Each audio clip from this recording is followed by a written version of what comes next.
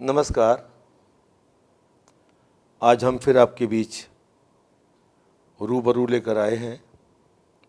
जैसा कि आप लोग जानते हैं कि उत्तर क्षेत्र सांस्कृतिक केंद्र, संस्कृति मंत्रालय, भारत सरकार पटियाला द्वारा 1 महीने का ऑनलाइन कला महोत्सव आयोजित हो रहा है। इसकी कड़ी में हम अलग अलग कलाकारों की जीवन यात्रा रूबरू में लेकर आपके सामने प्रस्तुत होते हैं। और एक कलाकार जो आज बन चुका है, उसने ज़िंदगी में क्या क्या परेशानियां झेली, वो कैसे यहाँ तक पहुँचा, ये हम लोग नहीं जान पाते। तो एक कलाकार की आत्मकथा आज हम आपके सामने लेकर आए हैं। और लोक कला के प्रसिद्ध कलाकार श्री हरेंद्र पाल सिंह जी हमारे बीच आज मौजूद हैं। आइए उनका स्वागत करें और उनके साथ आरंभ करें आज का रूबरू। नमस्कार जी, नमस्कार। नमस्कार सर, सत श्री अकाल जी। आपके क्या हाल हैं? ठीक है जी सर, बहुत बढ़िया जी। आज जैसा कि आप जानते हैं, हम लोग एक आपकी आत्मकथा, एक आपकी जीवन यात्रा, उसको रूबरू के नाम से लेकर आए हैं। आज कोरोना का महाकाल जो चल रहा है, इसमें सारे ही कार्यक्रम रुक गए हैं, लेकिन एक कलाकार और एक गुरु बिना रियाज के नहीं रह सकता। तो हमने ये सोचा कि एक ऐसा कार्यक्रम शुरू किया जाए ऑनलाइन, जिसका नाम रखें हम नई उम्मीद नई पहल। बहुत बढ़िया। क्योंकि सारा कार्यक्रम ऑनलाइन है, आपने भी हमें इसमें सपोर्ट किया है। तो मैं आपसे ये जानना चाहूँगा कि आपका जो जन्म हुआ वो कहाँ हुआ, और आपके घर में कौन कौन से ऐसे लोग थे जिनसे आपको इस बात की प्रेरणा मिली कि आप लोक कला की ओर आपका रुझान बढ़े। ਪਹਿਲਾਂ ਤਾਂ ਮੈਂ ਸਾਰੇ ਦਰਸ਼ਕਾਂ ਦਾ ਬਹੁਤ ਧੰਨਵਾਦ ਕਰਦਾ ਜੀ, ਤੇ ਧੰਨਵਾਦੀ ਹਾਂ ਮੈਂ ਨੌਰਜਨ ਕਲਚਰ ਸੈਂਟਰ ਪਟਿਆਲਾ ਦਾ, ਜਿਨ੍ਹਾਂ ਦੀ ਬਦੌਲਤ ਇਸ ਪਲੇਟਫਾਰਮ ਤੇ ਮੈਨੂੰ ਅੱਜ ਤੁਸੀਂ ਇੱਕ ਨਿਮਾਣੇ ਜਿਹੇ ਕਲਾਕਾਰ ਨੂੰ ਆਉਣ ਦਾ ਮੌਕਾ ਦਿੱਤਾ। ਮੇਰਾ ਜਨਮ ਜਿਹੜਾ ਉਹ ਮਲੋਟ ਮੰਡੀ ਜ਼ਿਲ੍ਹਾ ਮੁਕਤਸਰ ਸਾਹਿਬ, ਜਿਹੜਾ ਕਿ ਕਿਸੇ ਵੇਲੇ ਫਰੀਦਕੋਟ ਹੁੰਦਾ ਸੀ, ਉੱਥੋਂ ਦਾ ਮੈਂ ਜੰਮਪਲ ਹਾਂ ਜੀ। ਤੇ ਮੇਰੇ ਫਾਦਰ ਸਰਦਾਰ ਪਿਆਰਾ ਸਿੰਘ ਜੀ ਤੇ ਮਾਤਾ ਪ੍ਰਕਾਸ਼ ਕੌਰ ਦੀ ਕੁੱਖੋਂ ਮੈਂ ਜਨਮ ਲਿਆ। ਜਿਹੜੀ ਮੈਨੂੰ ਇਹ ਕਲਾ ਦੀ ਪ੍ਰੇਰਨਾ ਮਿਲੀ, ਮੇਰੇ ਫਾਦਰ ਸਾਹਿਬ ਉਹ ਕਵਿਤਾ ਲਿਖਦੇ ਹੁੰਦੇ ਸੀਗੇ, ਉਹਨਾਂ ਤੋਂ ਮੈਨੂੰ इस लाइन च आने का मौका मिला। आप सारे चंडीगढ़ में, हरियाणा, पंजाब में आपने हर जगह इसकी शिक्षा दी है। तो मुझे ये बताइए कि आपको शिक्षा ग्रहण करने का अवसर किससे प्राप्त हुआ? आपने किस किस से शिक्षा ली और कैसे कैसे आप इस तरफ आगे चले और कैसे आपने इसको अपना प्रोफेशन बना लिया? असल में गल ये सी जी, मैं लगभग 1985 तो 87 ITI फरीदकोट तो की जी। उस तो बाद मैं रोज़गार के लिए चंडीगढ़ आया। ਇੱਥੇ ਆ ਕੇ ਇੱਕ ਪ੍ਰਾਈਵੇਟ ਆਰਕੀਟੈਕਟ ਦੇ ਕੋਲ ਮੈਨੂੰ ਕੰਮ ਕਰਨ ਦਾ ਮੌਕਾ ਮਿਲਿਆ। ਉਸ ਤੋਂ ਪਹਿਲਾਂ ਮੇਰਾ ਆਰਟ ਦੇ ਨਾਲ ਕੋਈ ਲੈਣਾ ਦੇਣਾ ਨਹੀਂ ਸੀ। ਤਾਂ ਸ਼ਾਮ ਨੂੰ ਜਦੋਂ 5 ਵਜੇ ਤੋਂ ਬਾਅਦ ਮੈਂ ਵਿਹਲਾ ਹੁੰਦਾ ਸੀ, ਤਾਂ ਮੈਂ ਉਸ ਟਾਈਮ ਨੂੰ ਯੂਜ਼ ਕਰਨ ਦੇ ਲਈ ਪੰਜਾਬ ਕਲਾ ਭਵਨ ਦੇ ਵਿੱਚ ਉੱਥੇ ਜਾਣਾ ਸ਼ੁਰੂ ਕਰਤਾ। ਉੱਥੇ ਪੰਜਾਬ ਕਲਾ ਭਵਨ ਦੇ ਵਿੱਚ ਸਰਦਾਰ ਭਾਗ ਸਿੰਘ ਜੀ, ਜਿਨ੍ਹਾਂ ਨੂੰ ਅਸੀਂ ਕਿ ਲੋਕ ਨਾਚਾਂ ਦੇ ਗੁਰੂ ਕਹਿੰਦੇ ਹਾਂ ਜੀ, ਜਿਨ੍ਹਾਂ ਦੀ ਬਦੌਲਤ ਅੱਜ ਪੰਜਾਬ ਦੇ ਵਿੱਚ ਲੋਕ ਨਾਚ ਤੇ ਬੈਲੇ ਜਿੰਦਾ ਨੇ, ਔਰ ਨਰਿੰਦਰ ਨਿੰਦੀ ਭਾਜੀ ਦੇ ਨਾਲ ਤੇ ਭਾਗ ਸਿੰਘ ਜੀ ਉੱਥੇ ਸਿਖਾਉਂਦੇ ਹੁੰਦੇ ਸੀਗੇ। ਮੈਂ ਲਗਭਗ 4-5 ਮਹੀਨੇ ਉੱਥੇ ਜਾ ਕੇ ਕਿੱਟ ਤੇ ਬਹਿ ਜਾਂਦਾ ਸੀ। ਕਿਸੇ ਤਰ੍ਹਾਂ ਦਾ ਕੁਝ ਐਕਟ ਨਹੀਂ ਕਰਦਾ ਸੀ, ਲੇਕਿਨ ਲੋਕਾਂ ਨੂੰ ਦੇਖਦਾ ਰਹਿੰਦਾ ਸੀ ਕਿ ਹਰ ਕੋਈ ਕਿੱਦਾਂ ਨੱਚਦਾ ਹੈ, ਕਿੱਦਾਂ ਇੰਜੋਏ ਕਰਦਾ। ਤੇ ਘਰ ਜਾ ਕੇ ਕੁਛ ਮਾੜੀ ਮੋਟੀ ਕੋਸ਼ਿਸ਼ ਕਰਦਾ ਸੀਗਾ ਕਿ ਮੈਂ ਵੀ ਨੱਚਾਂ। ਉਹ ਕਰਦੇ ਕਰਦੇ ਕੀ ਹੋਇਆ ਜੀ, ਇੱਕ ਦਿਨ ਸਰਦਾਰ ਭਾਗ ਸਿੰਘ ਜੀ ਨੇ ਇੱਕ ਬੈਲੇ ਸ਼ੁਰੂ ਕੀਤਾ। ਮੈਨੂੰ ਉਹਦੇ ਬਾਰੇ ਕੁਛ ਨਹੀਂ ਪਤਾ ਸੀ ਜੀ। ਉਹ ਜਿਸ ਵੇਲੇ ਉਹਨਾਂ ਨੇ ਬੈਲੇ ਕਰਾਉਣਾ ਸ਼ੁਰੂ ਕੀਤਾ, ਇੱਕ ਮੁੰਡੇ ਨੇ ਵਿੱਚ ਐਕਟ ਕੀਤਾ। ਉਹਨੇ ਕੀ ਕੀਤਾ, अपनी लत्त के उत्ते हथ रख के तो डायलॉग बोलिया जी। ਜਿਸ ਵੇਲੇ ਉਹ ਖਤਮ ਹੋ ਗਿਆ, ਮੈਂ ਸਰਦਾਰ ਭਾਗ ਸਿੰਘ ਹੋਰਾਂ ਕੋਲ ਗਿਆ। ਮੈਂ ਕਿਹਾ ਸਰ ਇਹ ਬੰਦਾ ਕੀ ਕਰ ਰਿਹਾ? ਉਹ ਬੜੇ ਨਿਮਰਤਾ ਵਾਲੇ ਗੁਰੂ ਸੀਗੇ, ਬੜਾ ਕੁਛ ਉਹਨਾਂ ਕੋਲ ਸੀਗਾ। ਪਹਿਲਾਂ ਤੋਂ ਥੋੜ੍ਹਾ ਘਬਰਾ ਗਏ ਵੀ ਇੱਕ ਜਿਹੜਾ ਮੈਂ ਐਕਟ ਕੀਤਾ ਹੈ ਉੱਦਾਂ ਦਾ ਬੰਦਾ ਮੈਨੂੰ ਆ ਕੇ ਕਿਉਂ ਪੁੱਛ ਰਿਹਾ। ਤਾਂ ਉਹਨਾਂ ਨੇ ਜਦ ਮੇਰੇ ਨਾਲ ਗੱਲ ਕੀਤੀ ਤਾਂ ਕਹਿੰਦੇ ਬੱਚੇ ਇਹ ਇੱਕ ਬੈਲੇ ਹੈ, ਹੀਰ ਰਾਂਝਾ। ਮੈਂ ਕਿਹਾ ਸਰ ਬੈਲੇ ਦਾ ਤਾਂ ਮੈਨੂੰ ਪਤਾ ਨਹੀਂ ਕੀ ਹੈ, ਪਰ ਮੈਨੂੰ ਮਤਲਬ ਥੋੜ੍ਹਾ ਮੈਂ ਰੂਟ ਵੀ ਬੋਲਿਆ। ਮੈਂ ਕਿਹਾ ਮੈਨੂੰ ਇਹ ਦੱਸੋ ਇਹ ਬੰਦਾ ਕਰ ਕੀ ਰਿਹਾ? ਕਹਿੰਦੇ ਜੀ ਬੈਲੇ ਦੇ ਵਿੱਚ ਕੈਦੋਂ ਦਾ ਰੋਲ ਹੈ ਇਹਦਾ। ਮੈਂ ਕਿਹਾ ਸਰ ਮੈਂ ਕੈਦੋਂ ਹੈਗਾ ਜਦੋਂ, ਤੇ ਤੁਸੀਂ ਇਹਨੂੰ ਰੋਲ ਕਿਉਂ ਦਿੱਤਾ?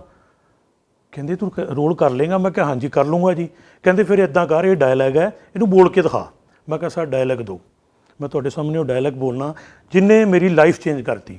ਉਹ ਸੀਗਾ, ਤੇਰੀ ਧੀ ਕਲੱਛਣੀ ਚੰਦਰੀ ਨੇ ਚਿੰਦ ਰਾਂਝੇ ਦੇ ਨਾਲ ਜੋੜੀ ਆ, ਸਾਡੀ ਇੱਜ਼ਤਾਂ ਵਾਲੀ ਬੇੜੀ ਉਹਨੇ ਵਿੱਚ ਚੜਾ ਦੇ ਰੋੜੀ ਆ। ਜੇ ਇੱਜ਼ਤ ਪੱਤ ਬਚਾਉਣੀ ਐ ਇਹ ਚੰਦਰੀ ਨੂੰ ਸਮਝਾ ਲੈ ਨੀ, ਮੈਂ ਖੇੜਿਆਂ ਦੇ ਵੱਲ ਚੱਲਿਆ, ਤੂੰ ਇਹਦਾ ਦਾਜ ਬਣਾ ਲੈ ਨੀ, ਤੂੰ ਇਹਦਾ ਦਾਜ ਬਣਾ ਲੈ ਨੀ, ਤੂੰ ਇਹਦਾ ਦਾਜ ਬਣਾ ਲੈ ਨੀ। ਸਰ ਉਸ ਟਾਈਮ ਪੰਜਾਬ ਕਲਾ ਭਵਨ ਦੀ ਕੋਈ ਬਾਉਂਡਰੀ ਨਹੀਂ ਹੁੰਦੀ ਸੀ ਤੇ ਰੋਜ਼ ਗਾਰਡਨ ਖੁੱਲ੍ਹਾ ਹੁੰਦਾ ਸੀ। ਉਹ ਡਾਇਲੌਗ ਸੁਣ ਕੇ ਉੱਥੇ ਘੱਟੋ ਘੱਟ 40-50 ਲੋਕ ਇਕੱਠੇ ਹੋ ਗਏ। ਅੰਕਲ ਜੀ ਨੇ ਘੁੱਟ ਕੇ ਜੱਫੀ ਪਾ ਲਈ ਜੀ। ਉਹਨਾਂ ਦਾ ਵਰਡ ਸੀਗਾ ਕਿ ਅੱਜ ਤੋਂ ਮੇਰਾ ਓਰੀਜਨਲ ਕਹਿ ਦੋ ਤੂੰ। ਬਸ ਉਸ ਤੋਂ ਬਾਅਦ ਇਸ ਲਾਈਨ 'ਚ ਫਿਰ ਆਉਣ ਦਾ ਮੌਕਾ ਮਿਲਿਆ।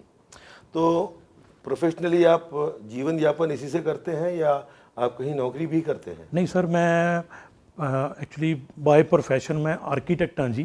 पंजाब आर्कीटैक्चर विभाग ਦੇ ਵਿੱਚ बतौर आर्कीटैक्चर असिस्टेंट मेरी पोस्टिंग हुई है जी चंडीगढ़ ਦੇ ਵਿੱਚ। तो कब से आप नौकरी कर रहे हैं? 1990 तो जी। अच्छा, तो आप सरकारी नौकरी कर रहे हैं? हाँ जी सर। तो उसके रहते रहते भी आप इसके लिए वक्त कैसे निकाल लेते हैं? ਸਰ ਕਹਿੰਦੇ ਜੇ ਤਾਂਘ ਦਿਲ 'ਚ ਹੋਵੇ ਨਾ ਜੀ ਤਾਂ ਆਸਮਾਨ ਤੱਕ ਬੰਦਾ ਪਹੁੰਚ ਜਾਂਦਾ ਜੀ। ਉਹ ਕਿਸੇ ਮੇਰਾ ਇੱਕ ਪ੍ਰੋਫੈਸ਼ਨ ਸੀਗਾ, ਉਹਦੇ ਵਿੱਚ ਮੈਂ ਕਦੇ ਡਿਸਟਰਬੈਂਸ ਨਹੀਂ ਕੀਤੀ। ਡਿਪਾਰਟਮੈਂਟ 'ਚ ਮੇਰੇ ਪੂਰੇ ਕੰਮ ਮੈਂ ਪੂਰੇ ਦਿਲ ਨਾਲ ਕਰਦਾ ਜੀ। ਉਸ ਤੋਂ ਬਾਅਦ ਜਿਹੜਾ ਸ਼ੌਂਕ ਸੀਗਾ, ਸ਼ੌਂਕ ਦੇ ਲਈ ਮੈਨੂੰ ਸਵੇਰੇ 2 ਵਜੇ ਵੀ ਉੱਠਣਾ ਪੈਂਦਾ ਸੀ, 2 ਤੋਂ ਲੈ ਕੇ 4 ਵਜੇ ਭੱਜਣਾ ਪੈਂਦਾ ਸੀ। ਫਿਰ ਜਿਹੜਾ 9 ਵਜੇ ਤੋਂ ਪਹਿਲਾਂ ਦਾ ਟਾਈਮ ਪਲੱਸ ਜਿਹੜਾ ਲੰਚ ਟਾਈਮ ਤੇ 5 ਵਜੇ ਤੋਂ ਬਾਅਦ ਦਾ ਟਾਈਮ। ਕਈ ਵਾਰੀ ਤਾਂ ਮੈਨੂੰ ਇੱਦਾਂ ਲੱਗਦਾ ਸੀ ਵੀ ਅਸਲੀ ਜਿਹੜਾ ਮੈਂ ਕੰਮ ਕਰ ਜਿਹੜਾ ਮੈਂ ਲੋਕ ਨਾਚ ਕਰਦਾ ਨਾ, ਤੇ ਮੇਰੀ ਲਾਈਫ 5 ਵਜੇ ਤੋਂ ਲੈ ਕੇ ਰਾਤੀ 11, 12, 1 ਵਜੇ ਤੱਕ ਅਸੀਂ ਰਿਹਰਸਲਾਂ ਕਰਾਉਂਦੇ ਰਹਿੰਦੇ ਸੀ। आप कितने भाई बहन हैं? मेरे और क्या आपके जो भाई बहन हैं वो भी लोक नाच की तरफ उनका रुझान है या गायकी की तरफ उनका रुझान है? ਅਸੀਂ 4 ਭੈਣ ਭਰਾ ਜੀ। जी। ਇੱਕ ਮੇਰਾ ਛੋਟਾ ਬ੍ਰਦਰ ਹੈ, ਉਹ ਅਮਰੀਕਾ ਰਹਿੰਦਾ ਜੀ, ਤੇ ਵੱਡੇ ਸਿਸਟਰ ਮੇਰੇ ਉਹ ਸਾਇੰਸ ਟੀਚਰ ਨੇ। ਛੋਟੀ ਸਾਡੀ ਸਿਸਟਰ ਸੀ, ਉਹ ਕਿਸੇ ਕਰਕੇ ਉਹਨਾਂ ਦੀ ਡੈਥ ਹੋ ਗਈ ਸੀ। ਉਹਨਾਂ ਦਾ ਕਲਾ ਦੇ ਨਾਲ ਕਿਸੇ ਤਰ੍ਹਾਂ ਦਾ ਕੋਈ ਵਾਹ ਵਾਸਤਾ ਨਹੀਂ ਹੈ। अच्छा, तो आप अपने घर में अकेले ही ऐसे हैं जो इस लोक कला को आगे लेके चल रहे हैं? ਬਿਲਕੁਲ ਜੀ। ਉਹ ਜੇ ਕਹਿ ਤੂੰ ਤਾਂ ਇਹੀ ਗੱਲ ਹੈ, ਲੇਕਿਨ ਥੋੜ੍ਹੀ ਜਿਹੀ ਮੈਨੂੰ ਪ੍ਰੇਰਨਾ ਮੇਰੇ ਫਾਦਰ ਸਾਹਿਬ ਤੋਂ ਮਿਲੀ, ਕਿਉਂਕਿ ਮੇਰੇ ਫਾਦਰ ਸਾਹਿਬ ਧਾਰਮਿਕ ਪੋਇਮਾਂ ਲਿਖਦੇ ਹੁੰਦੇ ਸੀਗੇ ਗੁਰੂ ਸਾਹਿਬਾਨ ਦੇ ਉੱਤੇ। ਤਾਂ ਉਹਨਾਂ ਤੋਂ ਥੋੜ੍ਹਾ ਜਦੋਂ ਸਕੂਲ ਟਾਈਮ ਦੇ ਵਿੱਚ ਮੈਂ ਬਾਲ ਸਭਾ ਦੇ ਵਿੱਚ ਕਈ ਵਾਰੀ ਪੋਇਮ ਬੋਲ ਦਿੰਦਾ ਸੀ, ਤਾਂ ਉਹ ਜਿਹੜੀ ਬਚਪਨ ਦੀ ਲਾਈਫ ਸੀ ਉਹਦੇ ਤੋਂ ਮੇਰਾ ਜਿਹੜਾ ਥੋੜ੍ਹਾ ਜਿਹਨੂੰ ਪੰਜਾਬੀ 'ਚ ਕਹਿੰਦੇ ਝਾਕਾ ਖੁੱਲ੍ਹ ਗਿਆ, ਤਾਂ ਮੈਂ ਇਸ ਲਾਈਨ ਦੇ ਵਿੱਚ ਆ ਗਿਆ। आपको कोई पोएम याद है? अगर याद है तो सुनाइए। ਮੈਂ ਪੋਇਮ ਬੋਲਦਾ ਹੁੰਦਾ ਸੀਗਾ, ਉਹ ਸੀਗਾ, ਸਾਨੂੰ ਥਾਪਣਾ ਗੁਰੂ ਗੋਬਿੰਦ ਸਿੰਘ ਦੀ, ਸੀਸ ਤਲੀ ਤੇ ਰੱਖਣਾ ਜਾਣਦੇ ਹਾਂ, ਤੱਤੀ ਤਵੀ ਤੇ ਬੈਠ ਕੇ ਗੀਤ ਗਾਈਏ, ਆਰੇ ਹੇਠ ਵੀ ਜਿੰਦੜੀ ਮਾਣਦੇ ਆ। ਇਹ ਪੋਇਮ ਸੀਗੀ ਜਿਹੜੀ ਕਿ ਧਨੀ ਰਾਮ ਚਾਤਰਿਕ ਜੀ ਦੀ ਲਿਖੀ ਹੋਈ ਹੈ। ਉਹਨਾਂ ਨੂੰ ਮੈਂ ਕਈ ਵਾਰੀ ਮੈਂ ਸਟੇਜ ਤੇ ਗਾਉਂਦਾ ਹੁੰਦਾ ਸੀਗਾ ਜੀ। आप शिक्षा भी देते हैं? हाँ जी सर। तो अपना कोई आपका क्लब है अपना, या आप डिफरेंट स्कूल कॉलेजेस में, जैसे कि आजकल एक कॉम्पिटिशन्स के लिए तैयारी की जाती है, नाटक की भी की जाती है, डिबेट की भी की जाती है, उसी प्रकार भंगड़ाई की भी की जाती है, और उसके अलावा भी कुछ और डांसेस हैं जिनकी तैयारी की जाती है। तो क्या आप कहीं आप इस तरीके की सिखाते हैं, शिक्षा देते हैं? ਐਕਚੁਅਲੀ ਸਰ ਮੈਂ ਤੁਹਾਨੂੰ ਇੱਕ ਛੋਟੀ ਜਿਹੀ ਹੋਰ ਦੱਸਦਾ ਜੀ। ਸਾਡਾ ਇੱਕ ਕਲੱਬ ਹੈ ਜੀ, rising star disable youth club, अच्छा। ਜਿਹਦੇ ਵਿੱਚ ਅਸੀਂ ਸਾਰੇ ਲੋਕ ਜਿੰਨੇ ਵੀ ਹਾਂ ਜੀ, ਉਹ ਕਿਸੇ ਨਾ ਕਿਸੇ ਤਰ੍ਹਾਂ ਫਿਜ਼ੀਕਲੀ ਜਿਹੜੇ ਚੈਲੰਜ ਦਾ, ਉਹਨਾਂ ਲੋਕਾਂ ਦਾ ਸਾਡਾ ਇੱਕ ਭੰਗੜਾ ਗਰੁੱਪ ਹੈ। ਉਹ ਸਾਡਾ ਕਲੱਬ ਬਣਿਆ ਹੋਇਆ ਹੈ, ਜਿਹਦੀ ਬਦੌਲਤ ਅਸੀਂ ਸਾਰਾ ਇਹ ਸਰਵਾਈਵ ਕਰਨੇ ਆ। ਉਹ ਤੇ ਨਾਲ ਹੀ ਜਿਹੜੇ ਤੁਸੀਂ ਸਕੂਲਾਂ ਕਾਲਜਾਂ ਦੀ ਗੱਲ ਕੀਤੀ, ਕਿਉਂਕਿ ਚੰਡੀਗੜ੍ਹ ਪੰਜਾਬ ਦੇ ਵਿੱਚ ਇੱਕ ਬੜੀ ਵੱਡੀ ਪ੍ਰੋਬਲਮ ਹੈ ਕਿ ਇੱਥੇ ਫੋਕ ਡਾਂਸ ਕਲੱਬ ਕਲਚਰ ਨਹੀਂ ਹੈ, ਤੇ ਉਹ ਸਾਨੂੰ ਮੌਕਾ ਮਿਲਦਾ ਹੈ ਬੱਚਿਆਂ ਨੂੰ ਸਿਖਾਉਣ ਦਾ। ਜਿਸ ਵੇਲੇ ਯੂਥ ਫੈਸਟੀਵਲ ਹੁੰਦੇ ਆ ਫਿਰ ਕਾਲਜਾਂ ਦੇ ਵਿੱਚ ਜਾ ਕੇ ਸਿਖਾਉਣੇ ਆ, ਪਲੱਸ ਨੌਰਜਨ ਕਲਚਰ ਸੈਂਟਰ ਵੱਲੋਂ ਜਿਹੜੇ ਕੋਈ ਵਰਕਸ਼ਾਪ ਵਗੈਰਾ ਲਗਾਈਆਂ ਜਾਂਦੀਆਂ ਉਹਨਾਂ 'ਚ ਵੀ ਮੌਕਾ ਮਿਲਦਾ ਰਹਿੰਦਾ, ਪ੍ਰਾਈਵੇਟਲੀ ਵੀ। कुछ ऐसी कोई घटना जो आपके जीवन में विशेष महत्व रखती हो, कॉलेज और स्कूल को जो सिखाना है उसके रेफरेंस में, उसके संदर्भ में? ਸਰ ਮੈਂ ਲਗਭਗ 1996-97 ਦੇ ਵਿੱਚ ਮੈਂ ਕਾਲਜ ਵਿੱਚ ਸਿਖਾਉਣਾ ਸ਼ੁਰੂ ਕੀਤਾ ਸੀ। PGI ਨਰਸਿੰਗ ਕਾਲਜ ਹੈ ਜੀ, ਬੜਾ ਵੱਡਾ ਕਾਲਜ ਹੈ। बहुत बड़ा कॉलेज है। ਉਸ ਕਾਲਜ ਦੇ ਵਿੱਚ ਮੇਰਾ ਇੱਕ ਫਰੈਂਡ ਸੀਗਾ ਹਨੀ ਧਨੋਆ, ਉਹ ਕੈਨੇਡਾ ਚਲਾ ਗਿਆ। ਉਹ ਜਾਂਦੇ ਜਾਂਦੇ ਉਹਨੇ ਮੈਨੂੰ ਉੱਥੇ ਇਨਵਾਈਟ ਕੀਤਾ।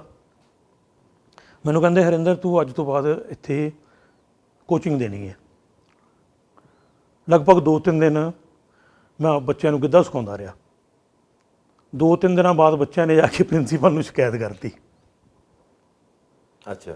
ਉਹ ਕਹਿੰਦੇ ਜੀ ਵੀ ਹਨੀ ਸਰ ਤਾਂ ਚਲੇ ਗਏ ਤੇ ਇੱਕ ਐਦਾਂ ਦੇ ਸਾਰਾ ਜਿਹੜੇ ਸਾਨੂੰ ਦੇ ਕੇ ਗਏ, ਉਹ ਬੱਚਿਆਂ ਦੀ ਵਰਡਿੰਗ ਸੀਗੀ। ਜਿਸ ਵੇਲੇ ਮੈਂ 2 ਵਜੇ ਉੱਥੇ ਰਿਹਰਸਲ ਕਰਾਉਂਦਾ ਸੀ, 2 ਵਜੇ ਮੈਂ ਪਹੁੰਚਿਆ ਉੱਥੇ ਤੇ ਬੱਚੇ ਕਹਿੰਦੇ ਜੀ ਪ੍ਰਿੰਸੀਪਲ ਮੈਡਮ ਨੇ ਬੁਲਾਇਆ ਤੁਹਾਨੂੰ। ਮੈਂ ਕਿਹਾ ਜੀ ਠੀਕ ਹੈ ਜੀ। ਮੈਡਮ ਵਾਲੀਆ ਸੀਗੇ ਜੀ, ਮੇਰੀ ਮਾਵਾਂ ਵਰਗੇ ਨੇ ਉਹ। ਜਿਸ ਵੇਲੇ ਮੈਂ ਉਹ ਮੈਡਮ ਕੋਲ ਪਹੁੰਚਿਆ, ਮੈਡਮ ਕਹਿੰਦੇ ਹਰਿੰਦਰ ਜੀ ਤੁਸੀਂ ਗਿੱਧਾ ਕਰਾ ਲਓਗੇ? ਮੈਂ ਕਿਹਾ ਸਰ ਮੇਰੇ ਜ਼ਿਹਨ 'ਚ ਹੈ। ਕਹਿੰਦੇ ਕਰਾਓ, ਬਸ ਮੈਂ ਤੁਹਾਡਾ ਫੇਸ ਦੇਖਣਾ ਸੀ। ਉਹ ਦਿਨ ਹੈ ਤੇ ਅੱਜ ਦਾ ਦਿਨ ਹੈ ਜੀ, ਮੈਂ ਕਦੇ ਪਿੱਛੇ ਮੁੜ ਕੇ ਨਹੀਂ ਦੇਖਿਆ। ਉਹ ਮਾਂ ਵਰਗਾ ਜਿਹੜਾ ਆਸ਼ੀਰਵਾਦ ਮੈਨੂੰ ਮਿਲਿਆ, ਉਹ ਆਸ਼ੀਰਵਾਦ ਨੇ ਮੈਨੂੰ ਇਸ ਲਾਈਨ ਦੇ ਵਿੱਚ ਔਰ ਪਿਆਰ ਭਰਿਆ ਹੱਥ ਸੀ ਜਿਹੜਾ ਉਹਨਾਂ ਦਾ, ਮੈਨੂੰ ਅੱਗੇ ਲੈ ਗਿਆ।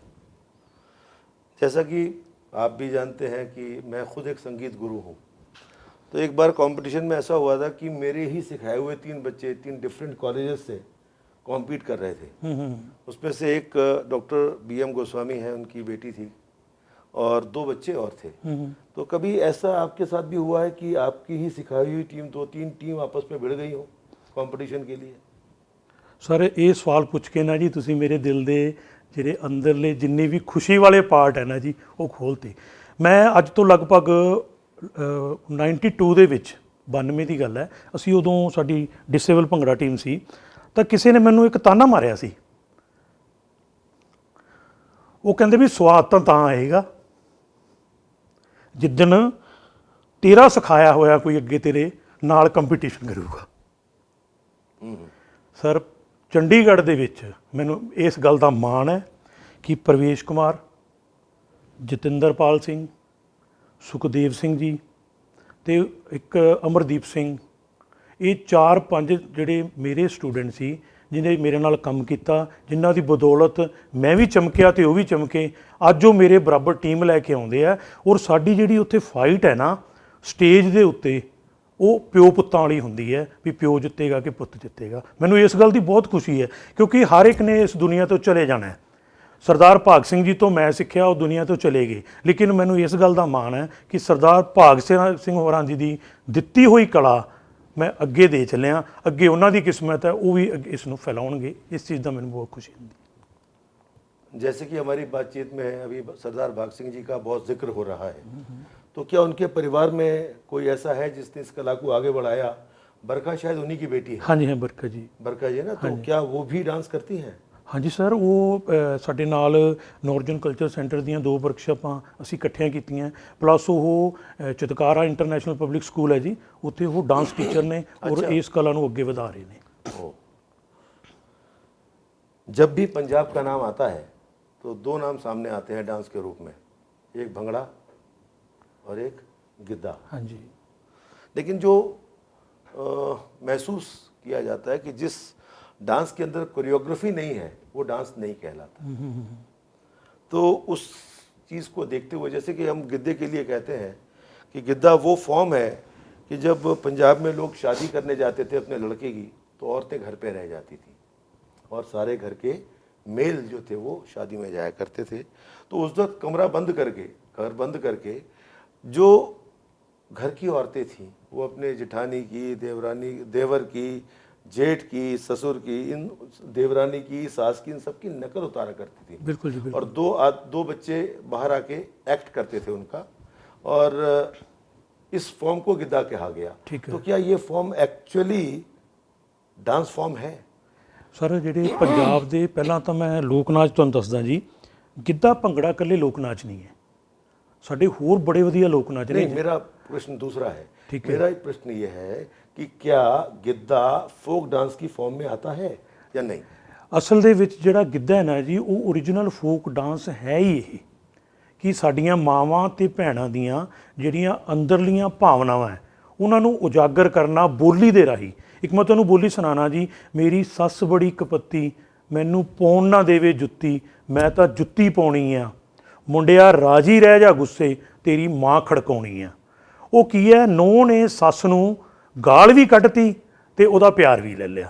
ਤੇ ਇਹੀ ਜਿਹੜਾ ਗਿੱਧੇ ਦੀ ਓਰੀਜਨਲ ਫਾਰਮ ਹੈ, ਕਿ ਗਿੱਧੇ ਦੀਆਂ ਜਿੰਨੀਆਂ ਵੀ ਬੋਲੀਆਂ ਨੇ ਉਹਨਾਂ ਦੇ ਵਿੱਚ ਜਿਹੜੀ ਮੁਟਿਆਰ ਜਿਹੜੀ ਔਰਤ ਹੈ ਉਹਦੀਆਂ ਭਾਵਨਾਵਾਂ ਉਜਾਗਰ ਹੁੰਦੀਆਂ ਤੇ ਉਹਨੂੰ ਇੱਕ ਡਾਂਸ ਦੇ ਰੂਪ ਦੇ ਵਿੱਚ, ਡਰਾਮੇ ਦੇ ਰੂਪ ਦੇ ਵਿੱਚ ਉਹਨੂੰ ਪੇਸ਼ ਕੀਤਾ ਜਾਂਦਾ ਹੈ। इस प्रश्न को मैं अलग तरीके से पूछता हूँ। क्या डांस के अंदर, क्या डांस का जो फॉर्म है उसके अंदर एक कोरियोग्राफी होती है? फिर वही बात मैं कह रहा हूँ। बिल्कुल बिल्कुल सर। और उसके अंदर क्या डायलॉग्स भी होते हैं? जैसे डायलॉग्स आप गिद्दे के अंदर करते हैं, बिल्कुल सर। क्या वो डायलॉग्स किसी डांस की फॉर्म में आते हैं? ਸਰ, ਜਿਹੜੀ ਅਲੱਗ-ਅਲੱਗ ਜਿਹੜੇ ਫੋਕਲੋਰ ਦੇ ਡਾਂਸਿਸ ਨੇ, ਜਿੰਨੇ ਵੀ ਲੋਕ ਨਾਚ ਹੈ ਜੀ, ਉਹਨਾਂ ਦੀ ਜਿਹੜੀ ਉੱਥੋਂ ਦਾ ਜਿਹੜੇ ਸਟੇਟ ਹੈ ਉਹਦੀ ਆਪਣਾ ਇੱਕ ਸੁਭਾਅ ਹੈ, ਆਪਣਾ ਇੱਕ ਬੇਸਿਕ ਹੈ। ਹੁਣ ਜਿਹੜੇ ਹਰਿਆਣੇ ਦੇ ਲੋਕ ਨਾਚ ਨੇ ਜਾਂ ਹੋਰ ਸਟੇਟਾਂ ਦੇ ਲੋਕ ਨਾਚ ਹੈ, ਉਹਨਾਂ ਨੂੰ ਅਸੀਂ ਕਨਵਰਟ ਕੀਤਾ ਓਨਲੀ ਕੋਰੀਓਗ੍ਰਾਫੀ ਦੇ ਵਿੱਚ। ਲੇਕਿਨ ਪੰਜਾਬ ਦਾ ਜਿਹੜਾ ਗਿੱਧਾ ਲੋਕ ਨਾਚ ਹੈ ਤੇ ਇੱਕ ਮਲਵਈ ਗਿੱਧਾ, ਇਹ ਦੋ ਲੋਕ ਨਾਚ ਇੱਦਾਂ ਦੇ ਲੋਕ ਨਾਚ ਹੈ, ਇਹਨਾਂ ਨੂੰ ਅਸੀਂ ਕੋਰੀਓਗ੍ਰਾਫ ਨਹੀਂ ਕਰ ਸਕਦੇ।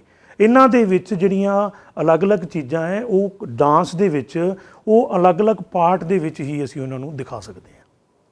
आपने भी एक नाच का नाम लिया, मलवई गिद्दा। ਹਾਂਜੀ, जब मलवई गिद्दे का नाम आता है तो लोग सोचते हैं ये भी गिद्दे की फॉर्म होगी, ਠੀਕ ਹੈ ਜੀ, ठीक है। लेकिन एक और वास्तविकता ये है कि इसके अंदर 60 साल से ऊपर के जो मेल मेंबर्स हैं बिल्कुल जी, वो डांस करते हैं। ठीक है जी। तो ये मलवई गिद्दा कहाँ से नाम आया और इसका नाम गिद्दा क्यों रखा गया, हाँ जी, हाँ जी। और ये क्या फॉर्म है? ਅਸਲ ਜਿਹੜਾ ਮਲਵਈ ਗਿੱਧਾ ਲੋਕ ਨਾਚ ਹੈ ਨਾ ਜੀ, ਇਹ ਮਾਲਵੇ ਦੇ ਖੇਤਰ ਦਾ ਲੋਕ ਨਾਚ ਹੈ। ਇਸ ਦੀ ਖਾਸੀਅਤ ਕੀ ਹੈ ਜੀ, ਸਾਡੇ ਜਿਹੜੇ ਅਸੀਂ ਆਪਣੇ ਹੱਥਾਂ ਦੇ ਨਾਲ ਕੁਝ ਸਾਜ਼ ਬਣਾਏ ਹੈ, ਜਿਨ੍ਹਾਂ ਵਿੱਚੋਂ ਸੱਪ ਹੈ, ਬੁਕਚੂ ਹੈ, ਅਲਗੋਜ਼ਾ ਹੈ, ਕਾਟੋ ਹੈ, ਜਿੰਨੀਆਂ ਵੀ ਅਸੀਂ ਸਾਜ਼ ਬਣਾਏ ਹੈ, ਢੋਲ ਹੈ, ਢੋਲਕੀ, ਉਹ ਸਾਰੇ ਸਾਜ਼ ਇਕੱਠੇ ਕਰਕੇ ਅਸੀਂ ਉਹਨਾਂ ਨੂੰ ਇੱਕ ਬੀਟ ਦੇ ਵਿੱਚ ਖੜਕਾਉਣੇ ਆ, ਉਹਨਾਂ ਨੂੰ ਰਿਦਮ ਦਿੰਦੇ ਆ। ਤਾਂ ਇਹਦੀ ਜਿਹੜੀ ਫਾਰਮ ਇਸ ਤਰ੍ਹਾਂ ਦੀ ਹੈ ਕਿ ਇੱਕ ਬੰਦਾ ਪਹਿਲਾਂ ਆ ਕੇ ਬੋਲੀ ਪਾਉਂਦਾ, ਜਿਵੇਂ ਹੈ, ਉਹ ਮੈਂ ਤਾਂ ਤੈਨੂੰ ਲੈਣੇ ਆ ਗਿਆ, ਤੂੰ ਬੜ ਬੈਠੀ ਖੂੰਜੇ, ਨਹੀਂ ਕੱਲੇ ਭੋਰ ਦਾ ਚਿੱਤ ਨਹੀਂ ਲੱਗਦਾ, ਕੱਲੇ ਭੋਰ ਦਾ ਚਿੱਤ ਨਹੀਂ ਲੱਗਦਾ, ਸੁੰਨੀ ਹਵੇਲੀ ਗੂੰਜੇ, ਨਹੀਂ ਕਿਹੜਾ ਮੇਰੇ ਭਾਂਡੇ ਮਾਂਜੂ, ਕੌਣ ਦਰਾਣੂ ਹੁੰਜੇ ਨਹੀਂ ਲੈ ਕੇ ਜਾਊਂਗਾ, ਮੋਤੀ ਬਾਗ ਦੀਏ ਕੂੰਜੇ ਨਹੀਂ ਲੈ ਕੇ ਜਾਊਂਗਾ। ਜਿਸ ਵੇਲੇ ਬੋਲੀ ਖਤਮ ਹੁੰਦੀ ਹੈ ਤਾਂ ਉਸ ਤੋਂ ਬਾਅਦ ਸਾਰੇ ਜਣੇ, ਜਿੰਨੇ ਵੀ ਉਹਨਾਂ ਦੇ ਨਾਲ ਸਹਿ ਜਿਹੜੇ ਕਲਾਕਾਰ ਹੁੰਦੇ ਆ, ਉਹ ਸਾਰੇ ਪੂਰੇ ਜ਼ੋਰ ਦੇ ਨਾਲ ਵਜਾਉਂਦੇ ਆ ਸਾਜ਼, ਤੇ ਪਲੱਸ 2-3 ਜਣੇ ਅੰਦਰ ਆ ਕੇ ਨੱਚਦੇ ਆ। ਸੇਮ ਜਿਹੜੀ ਫਾਰਮ ਗਿੱਧੇ ਵਿੱਚ ਹੈ, ਗਿੱਧੇ 'ਚ ਕੀ ਹੁੰਦਾ, ਤਾੜੀ ਵੱਜਦੀ ਹੈ ਤੇ ਕੁੜੀਆਂ ਆ ਕੇ 2 ਜਾਂ 3 ਜਾਂ 4 ਬੋਲੀ ਪਾਉਂਦੀਆਂ, ਉਸ ਤੋਂ ਬਾਅਦ ਉਹ ਨੱਚ ਕੇ ਵਾਪਸ ਜਾਂਦੀਆਂ। ਬਸ ਉਹ ਅਸਲ ਵਿੱਚ ਇਹ ਸੀਗਾ ਮਰਦਾਂ ਦਾ ਲੋਕ ਨਾਚ ਹੈ, ਤੇ ਇਹਦਾ ਨਾਂ ਉਹ ਵੀ ਗਿੱਧਾ ਪੈ ਗਿਆ। ਇਹ ਮਰਦਾਂ ਦਾ ਗਿੱਧਾ ਤੇ ਉਹ ਗਿੱਧਾ, ਇਹ ਫਰਕ ਹੈ ਨਾ ਜੀ। गिद्धा जो नाम दिया गया है, इसके पीछे कोई विशेष कारण है कि ये नाम गिद्धा दिया ਜਿਹੜਾ गया? ਤਾੜੀ ਹੈ ਜੀ, ਗਿੜਦਾ अच्छा, ਤਾੜੀ ਜਿਹੜੀ ਹੈ, ਅਸਲ ਵਿੱਚ ਹੁਣ ਅਸੀਂ ਇਹਨੂੰ ਉੱਥੇ ਢੋਲਕੀ ਯੂਜ਼ ਕਰਦੇ ਹਾਂ ਜੀ। ਪੁਰਾਣੇ ਸਮੇਂ ਦੇ ਵਿੱਚ ਜਦੋਂ ਤੀਆਂ ਦੇ ਵਿੱਚ ਜਾਂ ਪਿੰਡ ਦੇ ਵਿੱਚ ਖੁਸ਼ੀ ਹੁੰਦੀ ਸੀ, ਉਦੋਂ ਢੋਲਕੀ ਨਹੀਂ ਵੱਜਦੀ ਸੀ ਨਾਲ, ਉਦੋਂ ਸਿਰਫ ਤਾੜੀ ਦੇ ਨਾਲ ਗਿੱਧਾ ਪੈਂਦਾ ਸੀ। ਔਰ ਤਾੜੀ ਦੀ ਜਿਹੜੀ ਗੂੰਜ ਹੈ ਉਹ ਇੱਕ ਪਿੰਡ ਤੋਂ 3-3 ਪਿੰਡਾਂ ਤੱਕ ਸੁਣਦੀ ਸੀ। ਤਾਂ ਇਸ ਕਰਕੇ ਇਹਦਾ ਨਾਂ ਜਿਹੜੀ ਤਾੜੀ ਨੂੰ ਗਿੜਦਾ ਕਹਿੰਦੇ ਆ, ਗਿੜਦੇ ਤੋਂ ਗਿੱਧਾ ਇਹਦਾ। उसका भ्रंश हो गया। हाँ जी, हाँ जी। जब भी हम पंजाब का नाम लेते हैं तो विदेशों में भी गिद्दे का और भंगड़े का ही नाम आता है। बिल्कुल। तो क्या पंजाब में कुछ और ऐसी फॉर्म्स हैं जो अब डाइंग आर्ट्स के रूप में सामने हैं और जिसकी सर्वाइवल के लिए कोई प्रयोग किया जा रहा है? क्योंकि मैंने 2-3 नाम और लुड्डी एक नाम मैंने सुना है, ठीक है जी।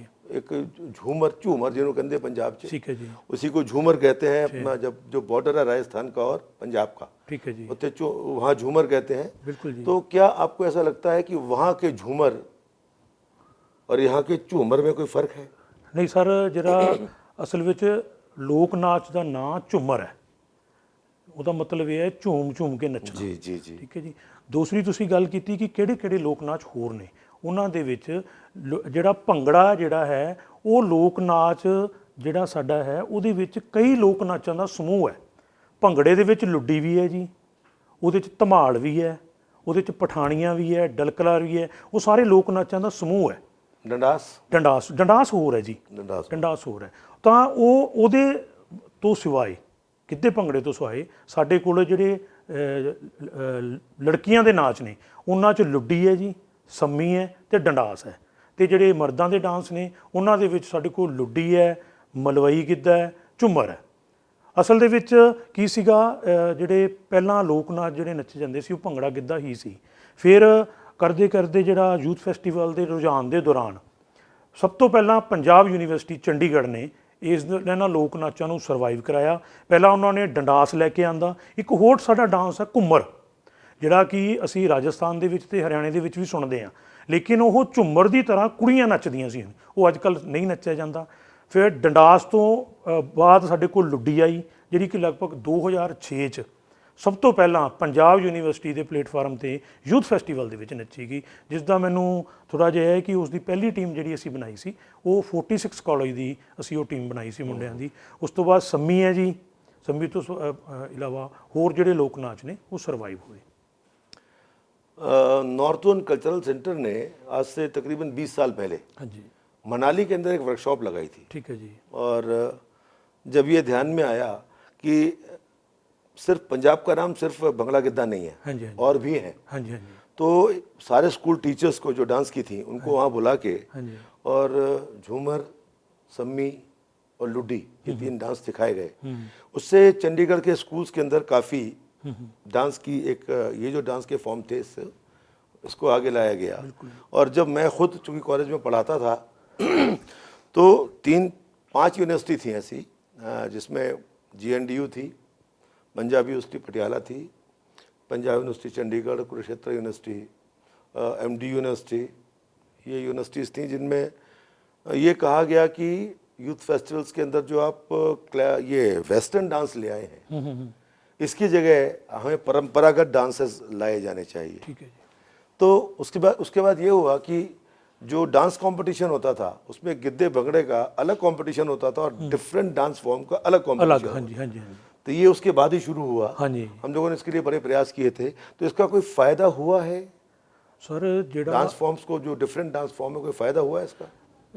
ਸਰ ਅਸੀਂ ਪੰਜਾਬ ਨੂੰ ਜਾਣਦੇ ਹਾਂ ਗਿੱਧੇ ਤੇ ਭੰਗੜੇ ਲਈ ਸਾਰੇ ਵਰਲਡ ਦੇ ਵਿੱਚ, ਲੇਕਿਨ ਅੱਜ ਦੇ ਯੁੱਗ ਦੇ ਵਿੱਚ, ਅੱਜ ਦੇ ਟਾਈਮ ਦੇ ਵਿੱਚ ਜਦੋਂ ਅਸੀਂ ਯੂਥ ਫੈਸਟੀਵਲ 'ਚ ਟੀਮ ਲੈ ਕੇ ਜਾਂਦੇ ਹਾਂ, ਸਾਡਾ ਗਿੱਧੇ ਭੰਗੜੇ ਦਾ ਕੰਪੀਟੀਸ਼ਨ ਦੇ ਵਿੱਚ 6 ਜਾਂ 7 ਟੀਮਾਂ ਹੁੰਦੀਆਂ, ਲੇਕਿਨ ਲੋਕ ਨਾਚਾਂ ਦੇ ਕੰਪੀਟੀਸ਼ਨ ਵਿੱਚ ਸਾਡੇ ਕੋਲ 12-12, 15-15 ਟੀਮਾਂ ਆਉਂਦੀਆਂ ਔਰ ਉਹਨਾਂ ਦਾ ਜਿਹੜਾ ਕੰਪੀਟੀਸ਼ਨ ਹੈ ਉਹਦਾ ਲੈਵਲ ਗਿੱਧੇ ਤੇ ਭੰਗੜੇ ਤੋਂ ਬਹੁਤ ਉੱਚਾ ਹੈ, ਉਹ ਬਹੁਤ ਜ਼ਿਆਦਾ ਸਰਵਾਈਵ ਹੋ ਚੁੱਕੇ ਨੇ। ਅਗਲੀ ਗੱਲ, ਅੱਜ ਜਿਹੜਾ ਯੁੱਗ ਹੈ ਜੀ ਉਹ YouTube ਦਾ ਯੁੱਗ ਹੈ, ਗੂਗਲ ਦਾ ਯੁੱਗ ਹੈ। ਉਹਦੇ ਵਿੱਚ ਬੱਚੇ ਨੇ, ਅਗਰ ਤੁਸੀਂ ਭੰਗੜਾ ਲਿਖੋਗੇ ਤੁਹਾਨੂੰ 200 ਟੀਮਾਂ ਮਿਲਣਗੀਆਂ, ਗਿੱਧਾ ਲਿਖੋਗੇ 400 ਟੀਮਾਂ ਮਿਲਣਗੀਆਂ, ਅਗਰ ਤੁਸੀਂ ਫੋਕ ਡਾਂਸ, ਲੁੱਡੀ, ਡੰਡਾਸ ਜਾਂ ਕੋਈ ਲਿਖੋਗੇ ਤਾਂ ਤੁਹਾਨੂੰ ਘੱਟੋ ਘੱਟ 500-600 ਟੀਮ ਮਿਲੇਗੀ। ਇਸ ਦਾ ਕਾਰਨ ਇਹੀ ਹੈ ਕਿ ਟੀਮਾਂ ਬਹੁਤ ਜ਼ਿਆਦਾ ਬਣ ਚੁੱਕੀ ਹੈ। स्कूल्स के अंदर चूँकि वो चला गया हाँ बचपन जी, हाँ जी, स्कूलों कॉलेजों तो यूथ फेस्टिवल जी। एक और भी कॉलेजेस के अंदर कार्यक्रम शुरू कराया था हम लोगों ने कंपटीशन, वो पखी का और मेहंदी का और इसका, हाँ जी, हाँ जी, और डिफरेंट फॉर्म्स का। हाँ जी, फोक उसका लोर भी- दी चीज़ां जड़ी। जी। हाँ जी, अच्छा, आपने 2 बार नाम लिया फोक लोर। हाँ जी, हाँ जी।